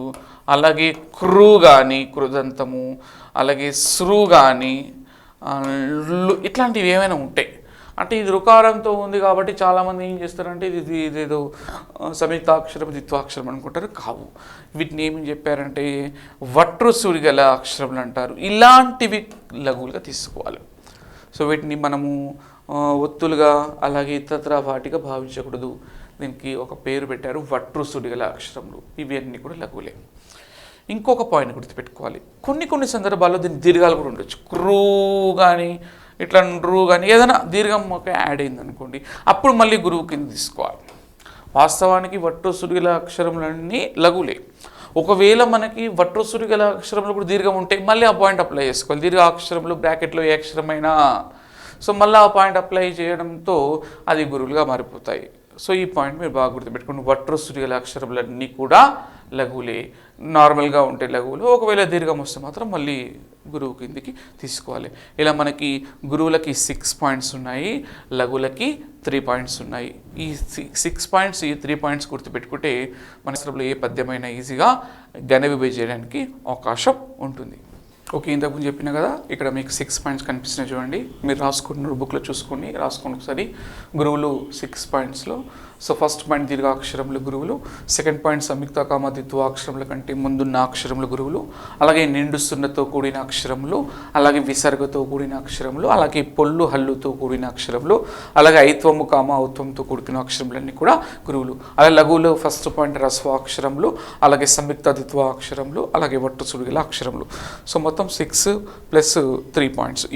మొత్తం ఈ పాయింట్స్ అన్ని గుర్తుపెట్టుకుంటే మనం ఏదైనా పద్యాన్ని ఈజీగా గణనం చేయొచ్చు. మీకు టెక్స్ట్ బుక్లో ఇంకెన్నో పాయింట్స్ ఉంటాయి, అవన్నీ కూడా ఇందులో అప్లై చేసుకోవచ్చు. అన్ని పాయింట్స్ నేర్చుకోవడం వల్ల కూడా మనం కన్ఫ్యూజ్ అవుతాం. ఇంకా మనం దీన్ని ఇంకా షార్ట్ కట్గా కూడా ప్లాన్ చేసుకోవచ్చు. ఈ 6 పాయింట్స్ని 2 పాయింట్స్గా కూడా అప్లై చేసుకోవచ్చు. ఎలా అనేది చూడండి ఒకసారి. నేను ఈ 6 పాయింట్స్ని కలిపి 2 పాయింట్స్గా ఎక్స్ప్లెయిన్ చేస్తాను. సంయుక్త కామ ద్విత్వాక్షరముల కంటే ముందున్న అక్షరములు, this is first point. Second point చూడండి, దీర్ఘకామ నిండు సున్న కామ విసర్గ కామ పొల్లు హల్లు ఐత్వం ఔత్వంతో కూడిన అక్షరములన్నీ కూడా గురువులే. చూడండి, ఒకే పాయింట్లో 5 పాయింట్స్ యాడ్ చేస్తాం. సో మళ్ళీ వినండి, సంయుక్త కామ ద్విత్వాక్షరముల కంటే ముందున్న అక్షరములు గురువులు. అలాగే సెకండ్ పాయింట్ తీసుకుంటే దీర్ఘకామ నిండు సున్నా కామ విసర్గ కామ పొల్లు హల్లు కామ ఐత్వం ఔత్వంతో కూడిన అక్షరములన్నీ కూడా గురువులే. అంటే మనం ఒక సబ్జెక్ట్ని ప్రిపేర్ అయ్యేటప్పుడు ఎంత షార్ట్కట్గా ప్రిపేర్ అయితే అంత బెటర్ ఇన్ఫర్మేషన్ మనం ఎగ్జామ్లో ఇవ్వడానికి అవకాశం ఉంటుంది. సో అలాగే ఆ 3 పాయింట్స్ని 1 పాయింట్గా యాడ్ చేసుకోవచ్చు. హ్రస్వ సంయుక్త ద్విత్వ వట్రుసుడి గల అక్షరములని లఘువులే. సో టెక్స్ట్ బుక్లో ఎన్నో పాయింట్స్ ఉంటాయి, మనము 2 + 1 అంతే. సంయుక్త కామ ద్విత్వాక్షరముల కంటే ముందున్న అక్షరములు అండ్ దీర్ఘకామ నిండు సున్నా కామ విసర్గ కామ పొల్లు హల్లు ఐత్వం ఔత్వంతో కూడిన అక్షరములన్నీ గురువులే. హ్రస్వ సంయుక్త ద్విత్వ వట్రుసుడి గల అక్షరములన్నీ కూడా లఘువులు. ఇవి గురువులు, అవి లఘువులు. And so next most important area ఏంటంటే, చిన్నప్పుడు మనము ఒక సూత్రం నేర్చుకున్నాము. ఇవన్నీ గణాలు గుర్తుపెట్టుకోవడాల పద్యాన్ని గణించాలన్న ఒక సూత్రం ఉంది. ఆ సూత్రం మీకు అందరూ తెలిసే ఉంటుంది, యమాతారాజా బాణసలగం. సో దానికన్నా షార్ట్కట్గా, యమాతారాజా బాణసలగం కన్నా షార్ట్కట్గా నేను మీకు ఒక సూత్రం చెప్తాను. ఈ సూత్రం ద్వారా ఇంకా మీరు ఈజీగా గణాలు ఎక్కడున్నా కూడా తొందరగా ఫైండ్ అవుట్ చేయడానికి అవకాశం ఉంది. మన భజస ఎర్రత హవా, ఈ సూత్రం ద్వారా మనము ఇంకొంత ఈజీగా వెళ్ళడానికి అవకాశం ఉంటుంది. సో మన భజస ఎర్రత హవా అనే సూత్రాన్ని మనం చూద్దాము. సో ఈ సూత్రం ద్వారా మనం ఏ గణాలు ఎలా అనేది ఈజీగా ఐడెంటిఫై చేయొచ్చు. సో మన భజస ఎర్రత హవా అనే దాంట్లో మనం తీసుకుంటే మా అంటే మగనము, నా అంటే నగనము, బగనం జగనం సగనం యగరం రగనం తగనం హగనం భగనం. సో ఈజీగా మనము దీన్ని ఈజీగా ఫైండ్ అవుట్ చేయొచ్చు. సో మగనము కానీ నగనము కానీ బగనము కానీ జగనము కానీ సగనము యగనము రగనము తగనము హగనము వగనం అంటాం. సో మగనము తీసుకుంటే మనకి 3 గురువులు ఉంటే మగనము, 3 లఘువులు ఉంటే నగనం. అంటే ఎట్లా మనం ఏదైనా పద్యపాదాన్ని ఘన విభజన చేసిన తర్వాత మనకి కంటిన్యూగా 3 గురువులు కనిపిస్తే ఏం పెట్టుకోవాలి? మా పెట్టుకోవాలి. ఒకవేళ కంటిన్యూగా 3 లఘువులు కనిపిస్తే ఏం పెట్టుకోవాలి? నా పెట్టుకోవాలి. సో మన బాక్స్ను ఓపెన్ చేస్తే కనుక మనకి 3 గురువులు 3 లఘువులు ఉంటాయి. అలాగే భజస ఉంది. సో భజస అనే దాంట్లో సింపుల్గా చెప్తా వినండి. భజస అనే బాక్సులో ఈ భజస అనే బాక్సులో బా అనే అక్షరం ఎక్కడుంది అంటే ఎక్కడుంది మీరు గమనిస్తే చూడండి, ఫస్ట్లో ఉంది. సో భజస బాక్స్లో బా అనేది ఫస్ట్లో ఉంది కాబట్టి ఫస్ట్ గురువు అని ఐడెంటిఫై చేయండి. ఫస్ట్ గురువు అంటే తర్వాతి 2 లఘువులు. భజస అనే బాక్స్లో జా అనే అక్షరం ఎక్కడుంది? మిడిల్లో ఉంది కాబట్టి మిడిల్ గురువు, మధ్య గురువు అని మీరు గుర్తుపెట్టుకోండి. భజస అనే బాక్స్లో సా ఎక్కడుంది? చివరిలో ఉంది కాబట్టి ఏం చేయాలి? మనము చివరి గురువు కిందకి తీసుకుందాం. అంటే భజస అనే బాక్స్ని మనం గమనిస్తే భా ఫస్ట్లో ఉంది, ఫస్ట్ గురువు అంటే అర్థం ఏంటి? పక్క 2 లఘువులు. జా మిడిల్ గురువు, సా చివరి గురువు. అంటే మీరు ఒక పద్యాన్ని గణవిభజన చేసిన తర్వాత మొదట గురువు కనిపించింది అనుకోండి, బా పెట్టుకోండి. లేదా మధ్యలో గురువు కనిపించింది అనుకోండి, జా పెట్టుకోండి. లేదా చివరి గురువు కనిపిస్తే సా పెట్టుకోండి. That's it. సో అలాగే ఎరత అనే బాక్స్ తీసుకుందాం. సో ఎరత అనే బాక్స్ని తీసుకున్నా కూడా ఈ భజస అనే బాక్స్ గురువులకు సంబంధించింది, ఎరత అనే బాక్స్ లఘువులకు సంబంధించింది. యా. సో ఎరత అనే బాక్స్లో ఫస్ట్ లెటర్ ఏంటంటే యా. సో ఇది ఫస్ట్ గురువు అని చెప్పింది కాబట్టి ఇది ఫస్ట్ లఘువు అని గుర్తుపెట్టుకోవాలి. సో యా అంటే అర్థం ఏంటి? ఫస్ట్ లఘువు, మొదటి లఘువు. మొదటి లఘువు అంటే అర్థం ఏంటి? పక్క 2 గురువులు. ఎరత అనే దాంట్లో రా మిడిల్లో ఉంది కాబట్టి మిడిల్ లఘువు తీసుకుందాం. అలాగే తా అనేది చివరిలో ఉంది కాబట్టి చివరి లఘువు కిందకి మనం తీసుకుందాం. అంటే ఈ షార్ట్ ఫామ్లో కూడా మనం ప్లాన్ చేసుకోవచ్చు. మళ్ళీ చూడండి, భజస అనే దాంట్లో భా ఫస్ట్ లెటర్ మొదటి గురువు, జా మధ్య గురువు, సా చివరి. అంటే ఈ బాక్స్ని బట్టి మనం ఫాలో అవ్వడమే. సో యా మొదటి లఘువు, రా మధ్య లఘువు, తా చివరి లఘువు. సో హగనం వగనం. హగనం అంటే గురువు లఘువు, వగనం అంటే లఘువు గురువు. ఇది 2 అక్షరాల గణాలు అనమాట. సో హగనం వగనం తీసుకున్నప్పుడు హగనం అంటే గురువు లఘువు, వగనం అంటే లఘు గురువు. ఈ సూత్రం ద్వారా మనం ఈజీగా గణాలని ఈజీగా ఐడెంటిఫై చేయొచ్చు. మళ్ళీ ఒకసారి చూడండి, మన, భజస, ఎరత, హవ 3 గురువులు 3 లఘువులు. సింపుల్ మన. అలాగే భజస బా ఫస్ట్ గురువు, జా మధ్య గురువు, సా చివరి గురువు. ఎవరైనా మిమ్మల్ని ప్రశ్న అడిగినప్పుడు యా అన్నప్పుడు మళ్ళీ మనం ఆన్సర్ తీసుకొని లఘువు గురువు ఇట్లా అవసరం లేదు. యా అంటే ఫస్ట్ లఘువు అంతే. రా మిడిల్ లఘువు, తా చివరి లఘువు. అంతేగాని తా అన్నప్పుడు 2 గురువులు 1 లఘువు ఇంత పెద్ద ప్రాసెస్ అవసరం లేదు. తా అంటే లాస్ట్ లఘువు అంతే. సో సింపుల్గా చెప్పాలంటే మన భజస ఎరత హవలో 3 గురువులు 3 లఘువులు. ఫస్ట్ మిడిల్ లాస్ట్ గురువులు, ఫస్ట్ మిడిల్ లాస్ట్ లఘువులు, గురువు లఘువు. సో షార్ట్కట్గా చెప్పాలంటే మన భజస ఎరత హవ 3 గురువులు 3 లఘువులు. సో భజస ఫస్ట్ మిడిల్ లాస్ట్ గురువులు, ఎరత ఫస్ట్ మిడిల్ లాస్ట్ లఘువులు, హగనం భగనం. హగనం అంటే గురువు లఘువు, తగనం అంటే లఘు గురువులు. ఈ విధంగా మనం చూస్తే మనం ఏ పద్యం చూసినా కూడా ఇక్కడ మధ్యలో గురువు ఉందిరా కాబట్టి జా పెట్టే, ఒకటి చివర గురువు ఉంది సా పెట్టేసుకో, ఒక ఫస్ట్లో లఘువు ఉంది యా పెట్టుకో, ఒక మిడిల్లో ఉంది రా పెట్టుకో. అంతే. ఆ విధంగా చేసుకుంటూ వెళ్ళొచ్చు. అంటే యమతారాజ బాణస్లకు కన్నా కాస్త సులభంగా అనిపిస్తుంది ప్రాక్టీస్ చేస్తే. సో ఇది మన భజస ఎరత హవ అనే సూత్రం. సో ఈ సూత్రం ఆధారంగా మనం ఏ పద్యం గణవి చేసినా కూడా గణాలని ఈజీగా ఫైండ్ అవుట్ చేయొచ్చు. అండ్ దీంట్లో ఒక విషయం గుర్తుపెట్టుకోవాలి అందరూ కూడా. ఇక్కడ చిన్న కాన్సెప్ట్ ఇందులో చూడండి, అప్పుడప్పుడు ఎగ్జామినేషన్ పాయింట్ ఆఫ్ వ్యూలో త్రయక్షర గణాలు అని అడుగుతుంటారు. త్రయక్షర గణాలు మొత్తం ఎన్ని అంటే 8. అలాగే ద్వయక్షర గణాలు మొత్తం ఎన్ని అంటే 4. అలాగే చతురక్షర గణాలు మొత్తం ఎన్ని అంటే 3 ఉంటాయి. చతురక్షర గణాలు మొత్తం ఎన్ని అంటే 3. ఈ పాయింట్ గుర్తుపెట్టుకోండి ఈ సూత్రం ఆధారంగా. త్రయక్షర గణాలు అంటే అర్థం ఏంటంటే 3 అక్షరాలతో ఉండే గణాలు. చూడండి ఈ బాక్స్లో చూడండి 3 అక్షరాలతో ఉండే గణాలు ఏమున్నాయి? 1 2 3 4 5 6 7 8. చూడండి అన్నిట్లో ఒక లఘువు గురువు అంటే 3 అక్షరాలతో ఏర్పడే గణాలు ఇవన్నీ కూడా. ఒకవేళ మిమ్మల్ని ఎగ్జామ్లో త్రయక్షర గణాలు ఎన్ని అంటే ఏం చెప్పవచ్చు అంటే 8 చెప్పవచ్చు. మా, నా, బా, జా, సా, యా, రా, తా త్రయక్షర గణము అంటే అర్థం ఏంటి? 3 అక్షరాలతో ఉండేటువంటివి. 3 అక్షరాలతో అంటే 3 గురువులు కనిపించినట్టే ఖచ్చితంగా 3 అక్షరాలు ఉండాల్సిందే. 3 లఘువులు, మొదటి గురువు అంటే గురువు లఘువు లఘువు. ఈ బాక్స్లో ఈ మన భజ సైరత వరకు 3 అక్షరాలతో వచ్చేవన్నీ. కాబట్టి త్రయక్షర గణాలని ఎప్పటికైనా గుర్తుపెట్టుకోండి. ఎన్ని అంటే 8: మాన బాజ సాయ రత. మరి ద్వయక్షర గణాలు, ద్వయక్షర అంటే 2 అక్షరాల గణాలు. మొత్తం ఏంటంటే 4. కానీ మనకు సూత్రంలో ఎన్ని కనిపిస్తున్నాయి? 2 మాత్రమే కనిపిస్తున్నాయి. ఒకటి గురువు లఘువు, లఘు గురువు. కానీ ఇవి కాకుండా మనకి ఇంకా కొన్ని కూడా ఉంటాయి. గగ, లల, గల, లగ. ఈ పాయింట్ బాగా గుర్తుపెట్టుకుని అందరూ. సో ఛందశాస్త్రంలో ఒక చిన్న కాన్సెప్ట్ ఏంటంటే గురువుని గాతో సూచిస్తాము, లఘువుని లాతో సూచిస్తాము. ఇవి ద్వయాక్షర గణాలు 4. ఛందశాస్త్రంలో గురువుని గాతో, లఘుని లాతో. ఫర్ ఎగ్జాంపుల్ గల ఉందనుకోండి. గల అంటే అర్థం ఏంటి? గురువు లఘువు. లగ అంటే లఘు గురువు. అంటే ఇంతకుముందు చెప్పుకున్నాం, చూసాము మనము.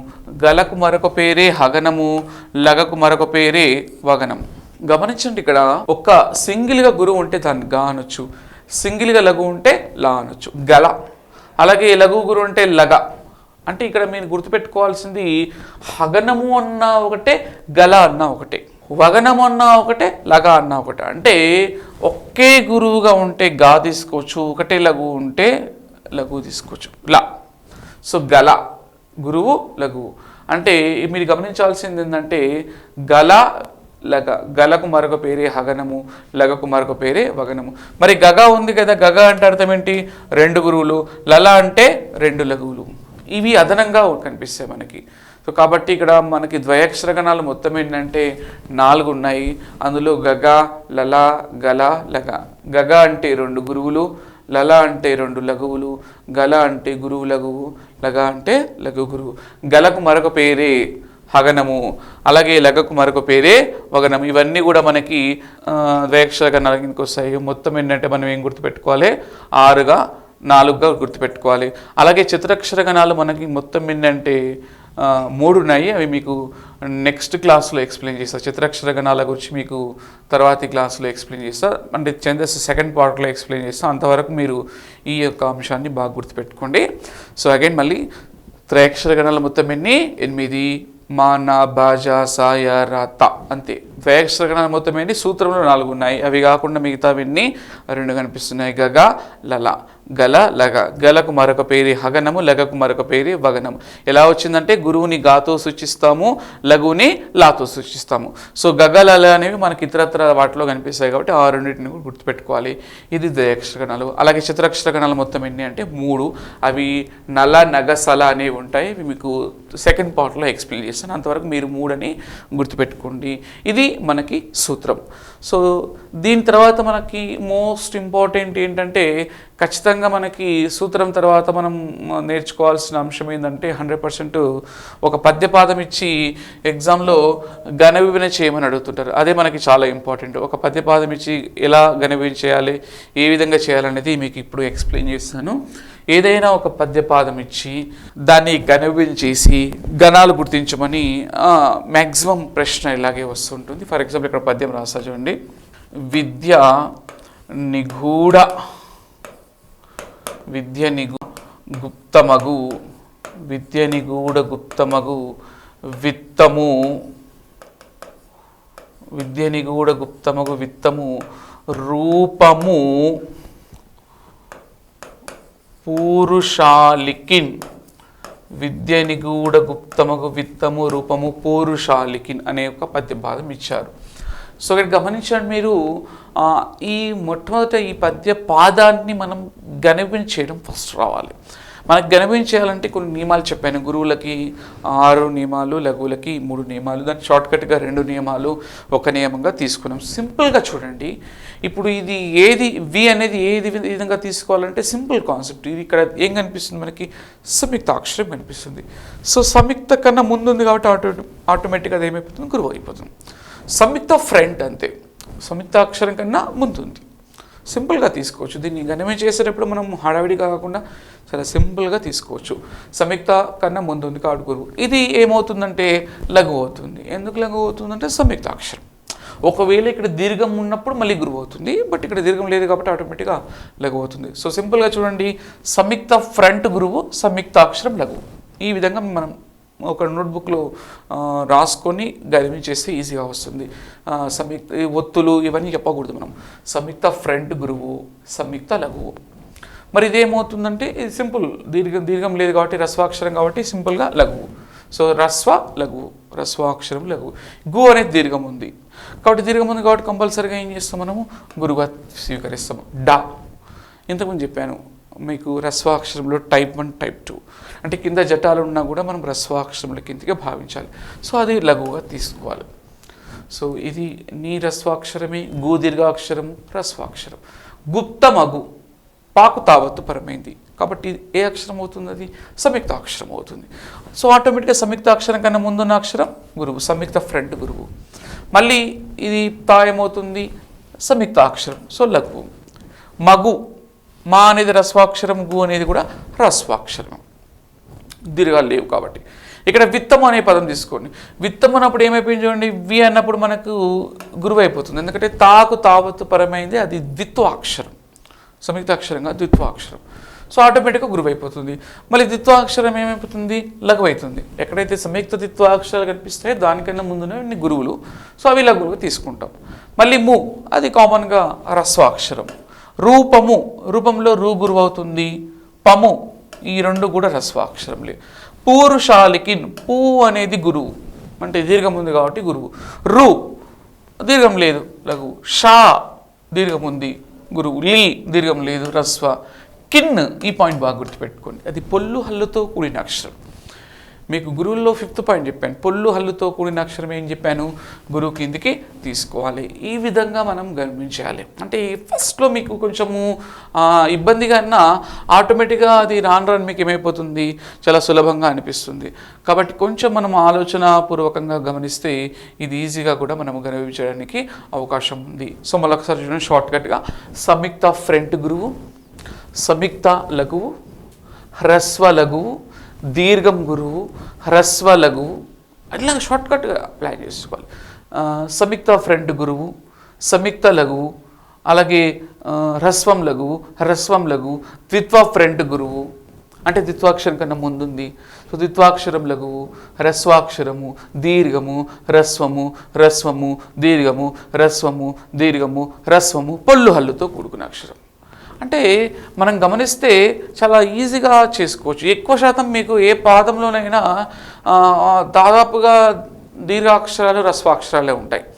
అప్పుడప్పుడు సంయుక్త అక్షరాలు ద్విత్వాక్షరాలు కనిపిస్తే అక్కడ కొంచెం జాగ్రత్తగా గమనించేస్తే సరిపోతుంది. ఇలా చేసిన తర్వాత మనకి మోస్ట్ ఇంపార్టెంట్ ఏంటంటే 3 భాగాలుగా డివైడ్ చేసుకోవడం. సో 3 భాగాలుగా డివైడ్ చేసుకోవడం అంటే మనం కింద ఉన్న అక్షరాలని బట్టి కానీ పైన ఉన్న గణాలని బట్టి. సార్ ఫర్ ఎగ్జాంపుల్ ఇక్కడ చూడండి 1 2 3 ఒకటి 1 2 3 1 2 3 1 2 3 1 2 3 1 2 3 రెండే మిగిలిపోయినాయి. అంటే మనకి 2 అక్షరాల గణాలు కూడా ఉన్నాయి ఛందస్సులు కాబట్టి 2 మిగిలిపోయినాయి మళ్ళీ ఇంకోటి యాడ్ చేసుకోవద్దు, ఆటోమేటిక్గా అక్కడ ఒక లైన్ తీసుకోవాలి. అంటే ఇలా చేయడం ఇంపార్టెంట్. ఒక పద్యపాదం ఇచ్చిన తర్వాత దాన్ని గణించేయడం ఒక ఎత్తు అయితే ఆ పద్యపాదాన్ని 3 భాగాలుగా విభజించుకోవడం కూడా మరొక ఎత్తు. నేను ఈ పాదం ఎందుకు తీసుకోవాలంటే ఈ పాదంలో దాదాపు అన్నీ మనకి కవర్ అవుతాయి. పొల్లు హల్లులు కవర్ అవుతాయి, సంయుక్త ద్విత్వాక్షరాలు ఒక వట్టుసుడి తప్ప అన్నీ కవర్ అవుతాయి. అందుకని ఎక్కువ తీసుకుంటుంటాయి ఈ పాదము. సో ఇక్కడ చేసిన తర్వాత మనం సింపుల్గా ఏం చేయాలంటే మనకు వచ్చిన సూత్రం నోట్ చేసుకోవాలి. అది మనసులో కానీ కింద కానీ మన భజస ఎరత హవా అనే సూత్రం మనం నోట్ చేసుకోవాలి. సో మన భజస ఎరత హవా అనే సూత్రం కనుక మనం నోట్ చేసుకుంటే ఆటోమేటిక్గా ఇక్కడ చూడండి రాసాను, మన భాజ స యా రా త హవా అనేది మనము గరమి చేసేటప్పుడు కింద కానీ మనసులో కానీ నోట్ చేసుకుంటే ఆటోమేటిక్గా అర్థమైపోతుంది. సో సింపుల్గా చూడండి ఇక్కడ మనకి ఏం కనిపిస్తుంది, ఒక గురువు లఘు లఘు అంటే గురువు ఎక్కడ ఉందంటే ఫస్ట్లో ఉంది. ఫస్ట్లో ఉన్నప్పుడు మనం ఏ బాక్స్ తీసుకుంటాం, ఇక్కడ మన భజస ఎరత అనే బాక్స్ ఉంది. ఏ బాక్స్ తీసుకోవడం జరుగుతుందంటే భజస బాక్స్, గురువులకు సంబంధించింది. సో ఫస్ట్ గురువు కనిపిస్తుంది కాబట్టి భజస బాక్స్లో బాగుంది కాబట్టి ఇది బాగా తీసేసుకుంటాం. అలాగే ఇక్కడ చూడండి సింగిల్గా ఏది కనిపిస్తుంది అంటే లఘు కనిపిస్తుంది. ఎప్పుడైనా గుర్తుపెట్టుకోండి 3 అక్షరాలలో సింగిల్గా గురువు కనిపిస్తుంది కాబట్టి గురువుకు సంబంధించిన బాక్స్ తీసుకుంటాం బా. ఇక్కడికి సింగిల్గా లఘు కనిపిస్తుంది, అది మధ్యలో ఉంది. కాబట్టి మళ్ళీ ఎర్రత తీసుకుంటే ఎర్రతల మధ్యలో ఏముంది, రా. ఇలా తీసుకోవాలి. సో సింగిల్గా ఉన్నదాన్ని బట్టి మనం ఆ బాక్స్ని టేకప్ చేయాలి. ఇక్కడ 3 లఘులే కనిపిస్తున్నాయి కాబట్టి నా. మళ్ళీ ఇక్కడ ఒకటే గురువు కనిపిస్తుంది. ఆ గురువు ఎలా ఉంది, ఫస్ట్లో ఉందా, మిడిల్లో ఉందా, లాస్ట్లో ఉందా అంటే ఫస్ట్లో ఉంది. కాబట్టి భజస బాక్స్లో ఫస్ట్లో ఏముంది, భా ఉంది. సో ఆటోమేటిక్గా బా వచ్చేస్తుంది. అలాగే నెక్స్ట్ మళ్ళీ ఇక్కడ సేమ్ యాస్టీస్ ఇది మొదటి గురువే కనిపిస్తుంది, మళ్ళీ బా తీసుకుంటాం.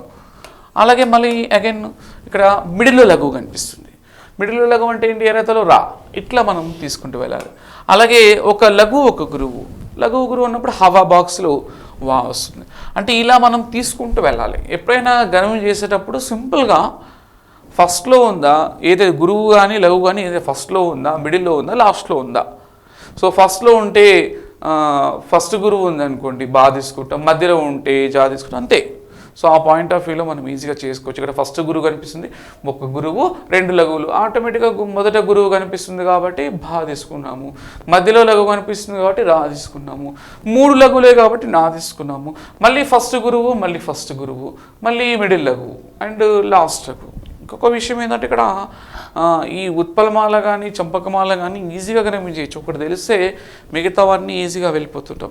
కానీ ఇక్కడే పొరపాటు పడి మనం బిట్ అనేది మిస్ అయ్యే అవకాశాలు ఉంటాయి. చాలామంది ఇక్కడ కన్ఫ్యూజ్ అయిపోయి ఈ ప్లేస్లోనే బిట్ మిస్ చేసుకుంటారు. మోస్ట్ ఇంపార్టెంట్ ఏంటంటే కాంపిటేటివ్ ఎగ్జామ్లో ఈజీగా ఉన్న ప్రశ్నల్ని మనం మిస్ చేసే అవకాశం ఉంటుంది. సో అది ఎప్పటికీ జరగకూడదు. ఖచ్చితంగా ఈజీగా ఉన్న బిట్స్ 100% మనం క్రాస్ చేయాలి. లేదంటే అలాంటి బిట్స్ కూడా పోతే మనకి పాయింట్లలో కూడా జాబ్ మిస్ అయ్యే అవకాశం ఉంది. కాబట్టి ఈ మొత్తం గణమి చేసిన తర్వాత మనకి ఐడియా వచ్చేస్తుంది.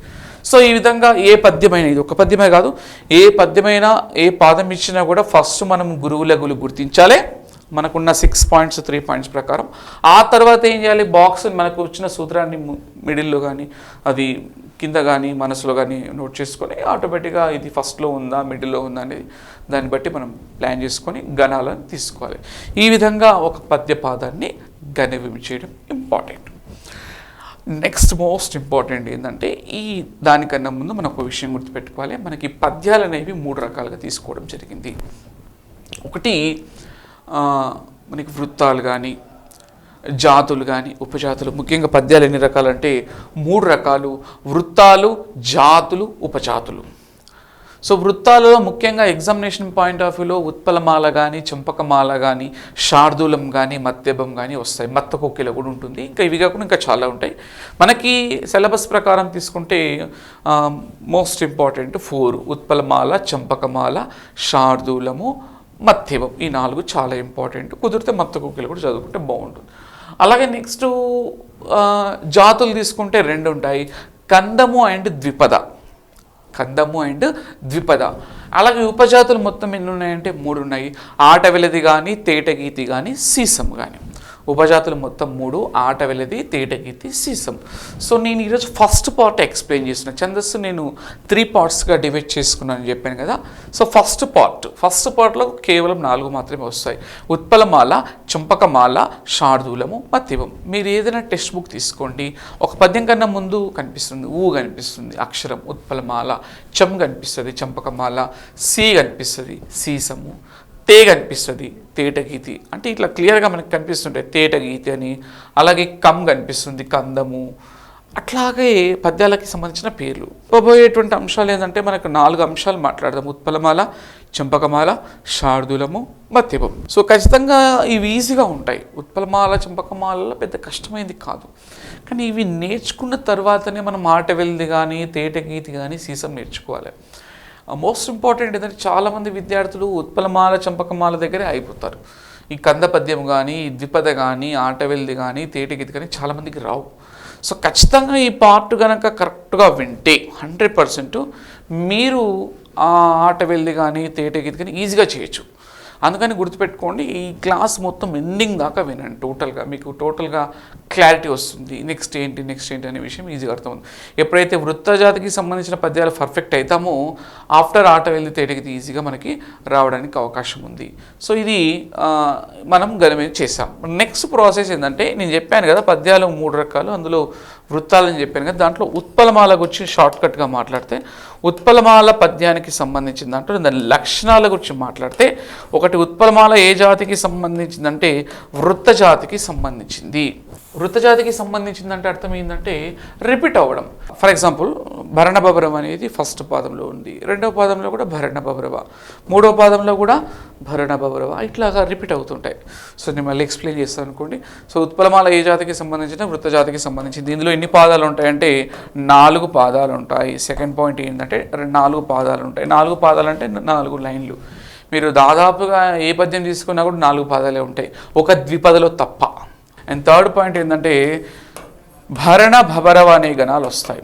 ఉత్పలమాలలో వచ్చే గణాలు ఏంటంటే భరణ భబరవ అనే గణాలు వస్తాయి. ఖచ్చితంగా మీరు ఏ పద్యం తీసుకున్నా ఉత్పలమాలలో మొదటి పాదంలో భరణ భబరవ వస్తే రెండవ పాదంలో కూడా భరణ భబరవని, మూడవ పాదంలో కూడా భరణ భబరవ, నాలుగవ పాదంలో కూడా భరణ భబరవ. చాలామంది ఇక్కడ బిట్ మిస్ అయ్యే అవకాశాలు ఉంటాయి.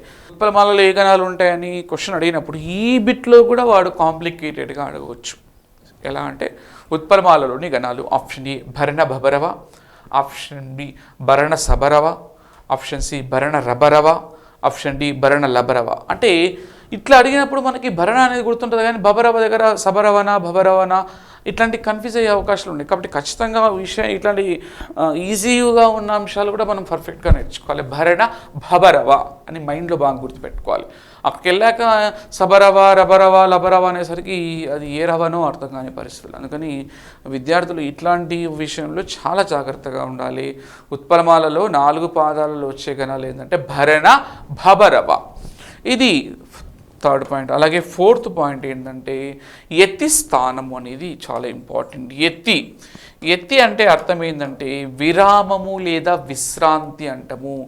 చాలామందికి తెలియదు ఎత్తి అంటే విరామము లేదా విశ్రాంతి, విరమము అంటాము. అంటే ఒక పద్యము స్టార్ట్ అయ్యేటప్పుడు స్టార్ట్ చేసిన తర్వాత ఎక్కడ ఆగాలో చెప్పేదే ఎత్తి. సో ఇందులో ఎత్తి అంటే ఏ ప్లేస్లో తీసుకోవాలంటే 10వ అక్షరం ఎత్తి స్థానంగా తీసుకోవాలి. ఉత్పలమాలకు సంబంధించిన దాంట్లో మనకి ఎత్తి ఏ ప్లేస్లో తీసుకోవడం జరుగుతుందంటే 10వ అక్షరం కిందికి మనము ఎత్తి తీసుకోవాలి. ఎత్తి అంటే అర్థం ఏం చెప్పాను, ఎక్కడ ఆగాలో చెప్పేది ఎత్తి. ఒక పద్యం పాడేటప్పుడు మనము ఏ ప్లేస్లో ఆగాలి అని చెప్పేది ఎత్తి అంటాము. ఫర్ ఎగ్జాంపుల్ ఇక్కడ చూడండి, ఈ పద్యం ఉంది, విద్యని కూడా గుప్తమగు విత్యము రూపం పురుషాలకిన పద్యం ఉంది. ఖచ్చితంగా ఎప్పుడైనా గుర్తుపెట్టుకోండి, ఒక పద్యము స్టార్టింగ్ అక్షరంతో మనం స్టార్ట్ చేస్తాం. ఏ పద్యమైనా మొదటి అక్షరంతో ప్రారంభిస్తాం. మరి ఎత్తి స్థానము అంటే స్థానం అంటే ఈ ప్లేస్లో మనం ఆగాలంటే 10వ అక్షరం దగ్గర. సో 1 2 3 4 5 6 7 8 9 10 అంటే ఇక్కడ బ్రేక్ తీసుకోవాలి. పద్యం పాడేటప్పుడు హడావిడిగా మొత్తం విద్యని గుడి గుప్తము ఎట్లా పాడకుండా ఒక దగ్గర ఆగమని చెప్పేదే ఎత్తి. ఎక్కడ ఆగాలో చెప్పేది ఎత్తి స్థానం. ఎత్తి అంటే విరామం. ఎక్కడ, ఏ స్థానం? ఉత్పలమాలలో 10th అక్షరం దగ్గర. విద్య నిగూఢ గుప్తమగు వితము రూపము పురుషాలికి విద్య యశస్సు భోగకరీ, అట్లా ప్లేస్లో ఆగాలి. ఆ 10th ప్లేస్లో ఆగితే పద్యం కొంచెం ఆహ్లాదకరంగా మనకి వినిపిస్తుంది అనమాట. కాబట్టి ఉత్పలమాలలో 4వ పాయింట్ ఏంటంటే ఎత్తి స్థానము ఎన్నో అక్షరము 10వ అక్షరం కిందకి తీసుకొస్తాము. అలాగే నెక్స్ట్ ఇందులో అక్షరముల సంఖ్య ఎంత అంటే 20. ఉత్పలమాలలోని అక్షరాల సంఖ్య మొత్తం ఎంత అంటే 20. లెక్క పెట్టుకుందాం. చూడండి, ఇక్కడ ఆటోమేటిక్గా మనకి కనిపిస్తున్నాయి. ఇక్కడ 1 2 3 4 5 6 7 8 9 10 11 12 13 14 15 16 17 18 19 20. ఇక్కడ గమనించండి, కింద అనేది మొత్తం ఒకటే అక్షరం. సో దాంతో కలిపి ఏమైపోతుంది, ఆటోమేటిక్గా 20 అక్షరాల కిందికి వెళ్ళిపోతాయి. సో ఉత్పలమాలలోని అక్షరాల సంఖ్య మొత్తం ఏంటంటే 20గా మనం తీసుకోవాలి. ఏ పద్య పాదం తీసుకున్నా కూడా ఉత్పలమాల ప్రతి పాదంలో ఎన్ని అక్షరాలు ఉంటాయంటే 20 అక్షరాలు మాత్రమే ఉంటాయి. 9 10 11 12 13 14 15 16 17 18 19 20. సో 20 అంటే ఈ పొల్లు హల్లుతో కలిపి ఒకే అక్షరంగా తీసుకోవాలి. అంటే ఈ ఉత్పలమాలకు సంబంధించిన దాంట్లో 6 పాయింట్స్ మనకు కవర్ అవుతున్నాయి. ఏ జాతికి సంబంధించింది ఉత్పలమాల అంటే వృత్త జాతికి సంబంధించింది. ఎన్ని పాదాలు ఉంటాయంటే అన్నిట్లో 4 పాదాలే, ఒక ద్విపదలో తప్ప. అలాగే మూడవ పాయింట్ ఏంటంటే భరణ భబరవ, అంటే ఈ ఉత్పలమాల ఏ పద్యం తీసుకున్నా కూడా మనకి భరణ భబరవ అనే గణాలే రిపీట్ అవుతుంటాయి అన్నమాట. అలాగే యతి అంటే విరామం, యతి స్థానం అంటే ఎక్కడ అంటే 10th అక్షరం, అంటే 10వ అక్షరం దగ్గర మనం పాడేటప్పుడు ఆగితే బాగుంటుందని దాని అర్థం. సో అలాగే అక్షరముల సంఖ్య, ఉత్పలమాలలో అక్షరాలు మొత్తం ఎన్ని ఉంటాయంటే పాదంలో ఒక్కొక్క పాదంలో 20 అక్షరాలు ఉంటాయి, రెండవ పాదంలో 20 అక్షరాలే ఉంటాయి, మూడో పాదంలో 20 అక్షరాలు ఉంటాయి, నాలుగో పాదంలో కూడా 20 అక్షరాలే ఉంటాయి. అలాగే ఇక్కడ మనకి అక్షరముల సంఖ్య 20. అలాగే లాస్ట్ పాయింట్ ఇక్కడ గుర్తుపెట్టుకోవాలి, ప్రాస నియమం ఉంటుంది. ఇది ఇంపార్టెంట్. ఉత్పలమాలలో ఏ నియమం ఉంటుందంటే ప్రాస నియమము. ప్రాస నియమం అంటే అర్థం ఏంటంటే పాదంలో రెండవ అక్షరం. ప్రాస నియమం అంటే ఇక్కడ చూడండి, ఇక్కడ మనం గమనిస్తే ఇక్కడ రెండవ పాదం చూసుకుంటే మనకి ఇక్కడ రెండవ పాదాన్ని కనుక మీరు గమనిస్తే ఇక్కడ విద్య అనే దాంట్లో చూడండి మనకి ఏం కనిపిస్తుంది, ధ్యా అనే అక్షరం కనిపిస్తుంది. విద్య అనే దాంట్లో ధ్యా అనే అక్షరం కనిపిస్తుంది. అలాగే రెండవ పాదంలో విద్య యశస్సు భోగకరి, విద్య అనే వస్తాయి.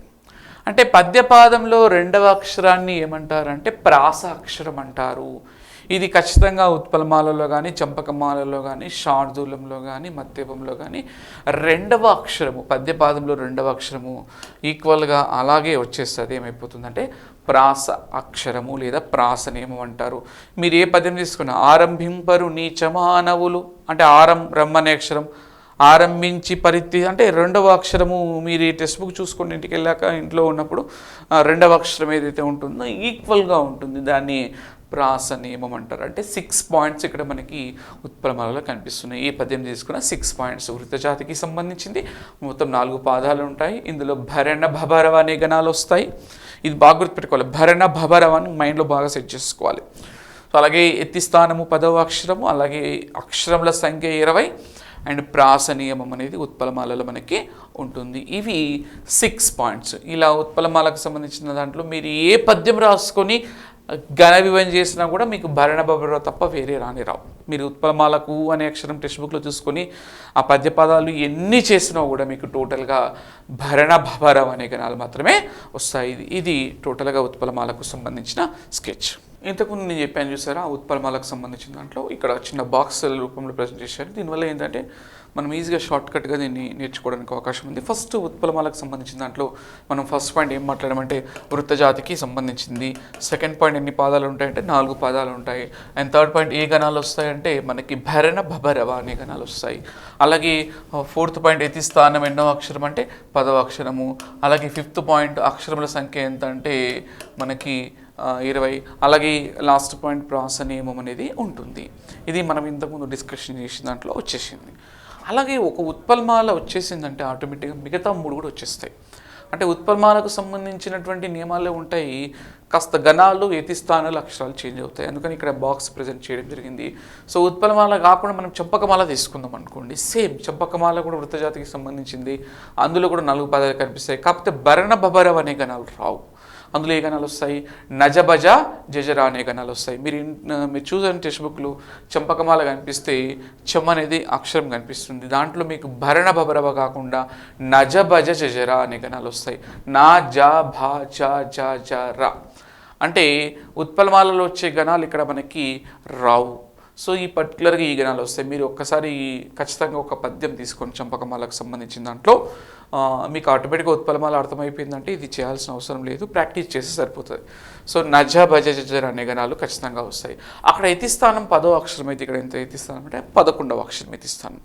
అక్కడ 20 అక్షరాలు ఉంటాయి. ఇక్కడ ఎన్ని అక్షరాలు ఉంటాయంటే 21 అక్షరాలు ఉంటాయి. మీరు చూసుకోండి టెక్స్ట్ బుక్లో 21 అక్షరాలు కనిపిస్తాయి.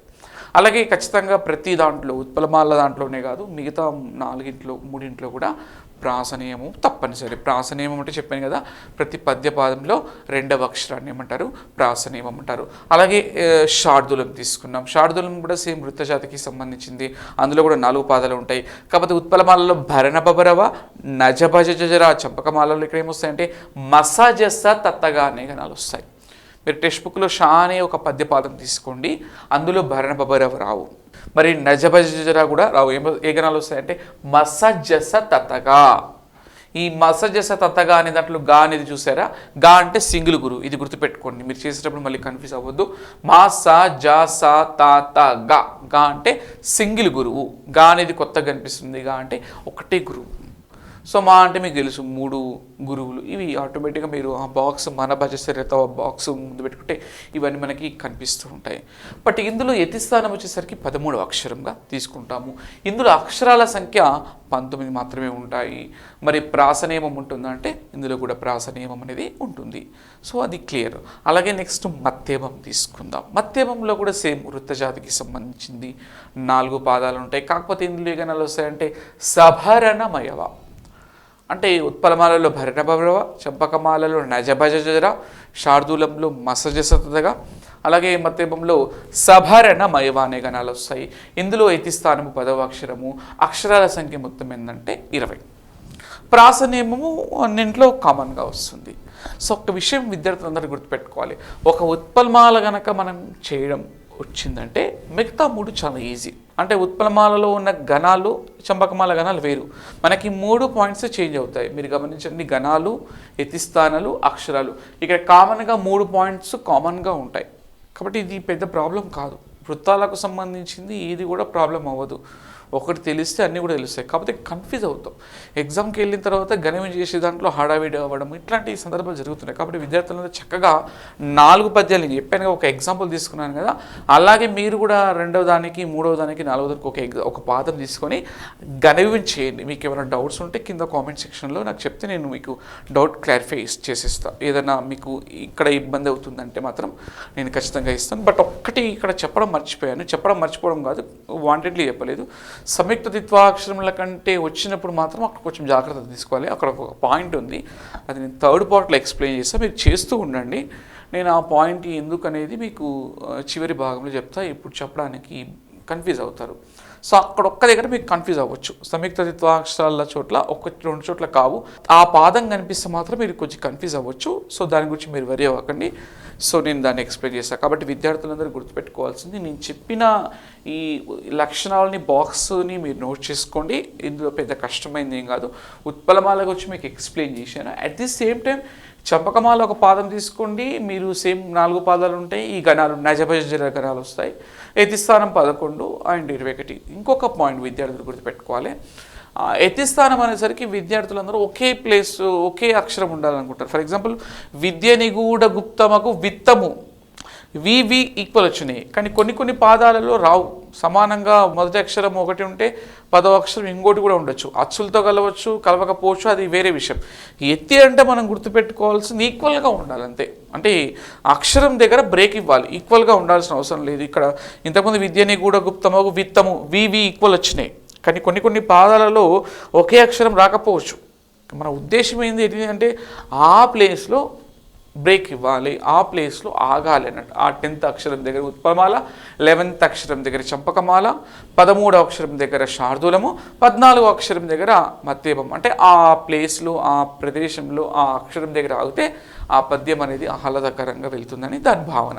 కాబట్టి ఎత్తి చేసేటప్పుడు మీరు ఎత్తి అక్షరాలు చూసేటప్పుడు ఇక్కడ సమానం ఉంది, ఇక్కడ అక్షరం, ఇక్కడ అక్షరం కుదరట్లేదంటే అది మనకు సంబంధం లేదు.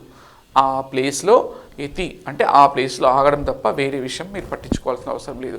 కాబట్టి మీరు అందరూ ఈ 4 అంశాలు ఖచ్చితంగా ఒక్కొక్క పాదం లేదా ఒక పద్యం తీసుకొని చక్కగా గణాలు ఇవే వస్తున్నాయా చూడండి. నజభజరా వచ్చిందా, శార్దూలంలో మసజసతగా వస్తుందా, మత్తేమంలో ఇవే వస్తున్నాయా లేక వేరే వస్తున్నాయా అనేది ఒకసారి గమనించండి. ఇక్కడ గా అంటే సింగిల్ గురువు.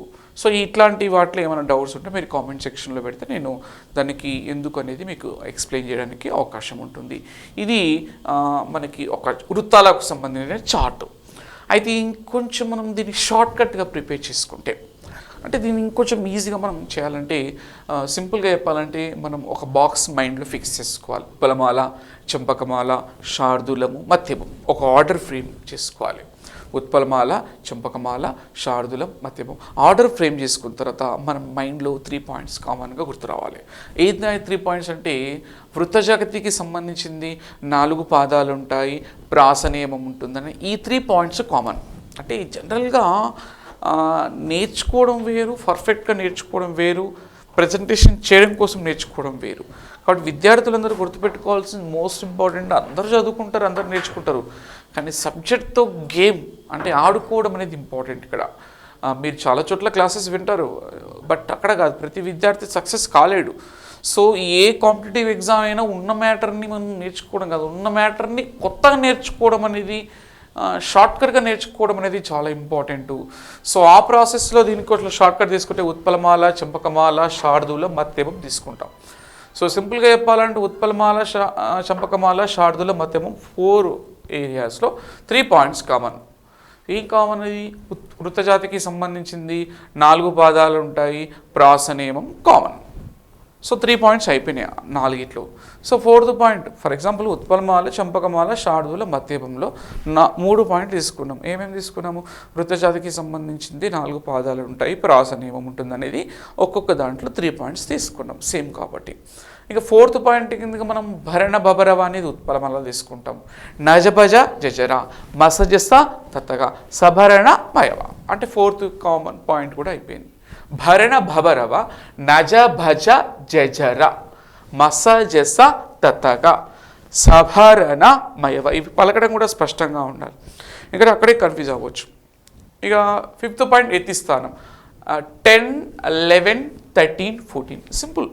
10, 11, 13, 14 మధ్యలో 12 ఉండదు అంతే. అక్షరాలు 20, 21, 19, 20 సింపుల్. 20, 21, 19, 20. సో ఈ ప్యారల్గా మనం మైండ్లో సెట్ చేసుకుంటే వాడు ఏదైనా అడగచ్చు. చంపకమాలలో ఎత్తిస్థానం అడిగినా, శార్దూలంలో ఎత్తిస్థానం అడిగినా, మత్యం ఏదైనా అడిగినా మనకు ఆటోమేటిక్గా సింపుల్. భరణభరవ, నజభజ జజర, మసజస తతగ, సభరణ వైవ. 10, 11, 13, 14, 20, 21, 19, 20. సో ఏదన్నా మిమ్మల్ని క్వశ్చన్ అడిగినా ఉత్పలమాల ఎత్తిస్థానం అంటే ఫస్ట్లో ఉంది 10, చంపకమాల 11, శార్దూలం 13, మత్తేమో 14. That's it. అక్షరాలు 20, 21, 19, 20 అంటే టోటల్గా ఈ ఏరియా మొత్తం కూడా మన మైండ్లో ఫిక్స్ అయిపోవాలి. అలా ఫిక్స్ అయిపోతేనే మనం ఈజీగా దీన్ని చేయడానికి 100% అవకాశం ఉంటుంది. కాబట్టి విద్యార్థులందరూ గుర్తుపెట్టుకోవాల్సింది షార్ట్ ఫ్రేమ్. అంటే ఇది ఎంత షార్ట్కట్గా గుర్తుపెట్టుకుంటే అంత ఈజీగా బిట్ వెళ్ళడానికి అవకాశం ఉంది. ముఖ్యంగా కాంపిటేటివ్ ఎగ్జామ్లో ఏ సబ్జెక్ట్ అయినా ఇంపార్టెంట్ ఏంటంటే షార్ట్ మెథడ్. సో ఆ మెథడ్ ప్రకారం మీరు జస్ట్ గణాలు ఈ 3 ఏరియాస్ గుర్తుపెట్టుకుంటే సరిపోతుంది. ఇది కనుక మీరు 1 డే కూర్చొని, ఈరోజు క్లాస్ విన్నారు కదా, మీరు ఈరోజు బాగా ప్రాక్టీస్ చేయండి. చేసిన తర్వాత కమింగ్ సూన్ సెకండ్ పార్ట్లో ఆట వెలది, తేట గీతి, సీసం అని ఉంటాయి. చాలా కష్టం, అవి చాలామందికి రావు. బట్ ఇది కనుక కరెక్ట్గా విని అది నేను చెప్పే క్లాసెస్ వింటే అది 100% మీరు ఈజీగా చేయొచ్చు, ఇంతకన్నా సులభంగా చేయొచ్చు. ఆట వెలది, తేట గీతి, సీసము, కందము ద్విపద చాలామందికి వచ్చు. ఇది బేసిక్ పాయింట్స్ మాత్రమే, కానీ అక్కడ తడబడుతుంటారు. సో అట్లాంటి ఏరియాలో కూడా మనం ఫుల్ కాన్ఫిడెంట్గా రావాలంటే ఇది ఒకసారి వినండి. నేను అది కూడా ఇంకా క్లారిటీగా సెకండ్ పార్ట్లో ఎక్స్ప్లెయిన్ చేస్తాను. 100% ఆట వెళ్ళి తిరిగిది ఇంతకన్నా మీరు సులభంగా చేయడానికి అవకాశం ఉంది. సింపుల్, మీరు ఇది రాసుకోండి. తర్వాత ఒక్కొక్క పద్యాన్ని తీసుకొని ఘనవ్యం చేస్తూ ప్రాక్టీస్ చేస్తూ వెళ్ళండి. 100% మీరు ఏదైతే ఛందస్సులో 1 or 2 మార్క్స్ ఉన్నాయి కదా, అది ఖచ్చితంగా మీకు వస్తుంది. ఇక మిగతా అంశాలు అనేవి మనకి సెకండ్ పార్ట్లో కవర్ అవుతాయి. సెకండ్ పార్ట్లో ఇవి కాకుండా ఇతరత్ర వస్తాయి. సో వాటిని కూడా మనం సెకండ్ పార్ట్లో చూద్దాము. సో దానికన్నా ముందు విద్యార్థులందరూ గుర్తుపెట్టుకోవాల్సిన ఒక ముఖ్యమైన విషయం ఏంటంటే, ఇప్పుడు నేను ఫస్ట్ పార్ట్ చెప్పాను కదా, దయచేసి విద్యార్థులందరూ 100% ఇంటికి వెళ్ళిన తర్వాత ప్రతిదీ కూడా నోట్బుక్లో నోట్ చేసుకోవడం మర్చిపోవద్దు. ఎందుకంటే మీరు ఎప్పుడైనా క్లాసెస్ వినొచ్చు కాబట్టి, ఆల్రెడీ పూర్వ విద్యార్థులు కూడా ఉండొచ్చు, వాళ్ళకు కూడా చాలా బాగా యూజ్ అవుతుంది. కాబట్టి ప్రతిదీ కూడా మీరు నోట్బుక్లో నోట్ చేసుకోండి. సో దానికి సంబంధించిన సమాచారాన్ని ఎప్పటికప్పుడు ప్రాక్టీస్ చేస్తుంటే 100% మనం ఎంత స్కోర్ అయితే అనుకుంటున్నామో అంతవరకు వెళ్ళడానికి అవకాశం ఉంది. అండ్ విద్యార్థులందరికీ ఒక ముఖ్యమైన విషయం చెప్తున్నాను. ఇక్కడ ఇప్పుడు చెప్పింది మనకి టెట్లో ఉన్నటువంటి ఛందస్సు అనే టాపిక్ పైన మీకు ఫస్ట్ పార్ట్ చెప్పా, పార్ట్ 1 అనమాట. సో పార్ట్ 1లో నేను చెప్పాను. దాంట్లో ముఖ్యంగా మనకు ఛందస్సు అంటే పద్య లక్షణము తెలుపు శాస్త్రం అని. సో అందులో గురువులు, లఘువులు, పద్యాలు పాదాల చేత ఏర్పడతాయి, పాదాలు గణాల చేత ఏర్పడతాయి, గణాలు గురువు లఘువుల చేత ఏర్పడతాయి అని చెప్పాను. అలాగే గురువులకి లఘువులకు సంబంధించిన లిస్ట్ చెప్పాను. గురువులు, దీర్ఘాక్షరములు, అలాగే సంయుక్త ద్విత్వాక్షరముల కంటే ముందు ఇవన్నీ కూడా చెప్పాను. లఘువులకు సంబంధించిన కొన్ని పాయింట్స్ చెప్పాను. అలాగే ఇవన్నిటిని కామన్గా పెట్టుకొని మన భజసైరత హవ అనే సూత్రం చెప్పాను. సో ఇందులో ఏ విషయం అర్థం కాకుండా మీరు మళ్ళీ ఒకసారి దాన్ని వినండి. ఏదైనా ఎక్కడైనా డౌట్ వచ్చినా ఒకసారి 2-3 సార్లు వినడం వల్ల కూడా ఏమైనా డౌట్స్ ఉన్నా క్లారిటీ అవుతుంది. సో ఓల్డ్ స్టూడెంట్స్ ఎవరైనా ఉంటే వాళ్ళు విన్న వాళ్ళకైతే ఇంకా ఈజీగా వెళ్ళిపోతుంది. కొత్తగా వింటున్న వాళ్ళు ఒకసారి రిపీట్ చేసుకొని వినండి. అలాగే నెక్స్ట్ తర్వాత నేను మన భజసైరత వారి సూత్రం చెప్పాను. ఆ సూత్రంని ఎట్లా చేయాలో చెప్పాను. ఆ తర్వాత ఒక పాదం తీసుకొని ఆ పాదాన్ని గణితం చేసిన తర్వాత ఆ పాదంలో ఉన్న గణాల ఆధారంగా మనము ఉత్పలమాలని ఫైండ్ అవుట్ చేసాము. అలాగే చంపకమాల, శారదం, ఇవన్నీ కూడా ఎక్కడైతే డౌట్స్ ఉంటాయో మళ్ళీ రిపీట్ చేస్తూ ఉంటే మీకు ఈజీగా అర్థమవుతుంది. సో ఈ విధంగా ఛందస్సు పార్ట్ 1 అయిపోయింది. ఛందస్సు పార్ట్ 2లో మనకి ఆట వెళ్ళి తీరగీతి వస్తాయి. సో ప్రతి టాపిక్లో కూడా నేను క్లాస్లో ప్రతి పార్ట్ 1 తీసుకొని ఎక్స్ప్లెయిన్ చేసి దానికి సంబంధించిన ఎగ్జామ్ కండక్ట్ చేస్తాను ఆన్లైన్లో. ఆ తర్వాత మళ్ళీ పార్ట్ 2 ఎగ్జామ్, అట్లా పార్ట్ 3, ఇట్లా ఎగ్జామినేషన్ సిస్టమ్ ద్వారా మీరు ఈజీగా ఒక టాపిక్ని క్షుణ్ణంగా చదవడానికి అవకాశం అనేది ఉంటుంది. తెలంగాణ ప్రభుత్వం విడుదల చేసిన 2022 టెట్ ఫలితాలలో రామయ్య కాంపిటేటివ్ కోచింగ్ సెంటర్ ప్రభంజనం. టెట్ పేపర్ 1లో 133 మార్కులతో స్టేట్ ఫస్ట్ ర్యాంక్ సాధించిన J Anjani. TET paper 2 maths science విభాగంలో 129 మార్కులు, 127 మార్కులతో స్టేట్ టాప్ ర్యాంకులు సాధించిన J Anjani N Saritha. TET paper 2 social studies విభాగంలో 122 మార్కులతో స్టేట్ టాప్ ర్యాంక్ సాధించిన ఏ మమత. మరియు అన్ని పేపర్లలో 90% ఉత్తీర్ణత సాధించిన ఏకైక సంస్థ Ramayya competitive coaching centre. 2017-18 DSC ఎస్జిటిలో స్టేట్ ఫస్ట్ ర్యాంక్ సాధించిన మహేష్. స్టేట్ టాప్ 10 ర్యాంకులతో పాటు అత్యధిక ఉద్యోగాలు సాధించిన ఏకైక సంస్థ రామయ్య కాంపిటేటివ్ కోచింగ్ సెంటర్. మరియు గురుకుల టీచర్స్లో TGT maths state first rank Sravanthi, TGT bio science state first rank Sudha, TGT social state first rank B Sridhar, TGT social state second rank Rajender Reddy, TGT Telugu state first rank Anjan Kumar, physical director state first rank Rajyalakshmi, physical director state second rank Divya, TGT physical science state third rank Srilakshmi, PGT physical science state third rank Murali, PGT English state third rank Yadagiri. 2017-18 DSC గురుకుల టీచర్స్లలో 70-80% ఉద్యోగాలు సాధించిన ఏకైక సంస్థ Ramayya competitive coaching centre.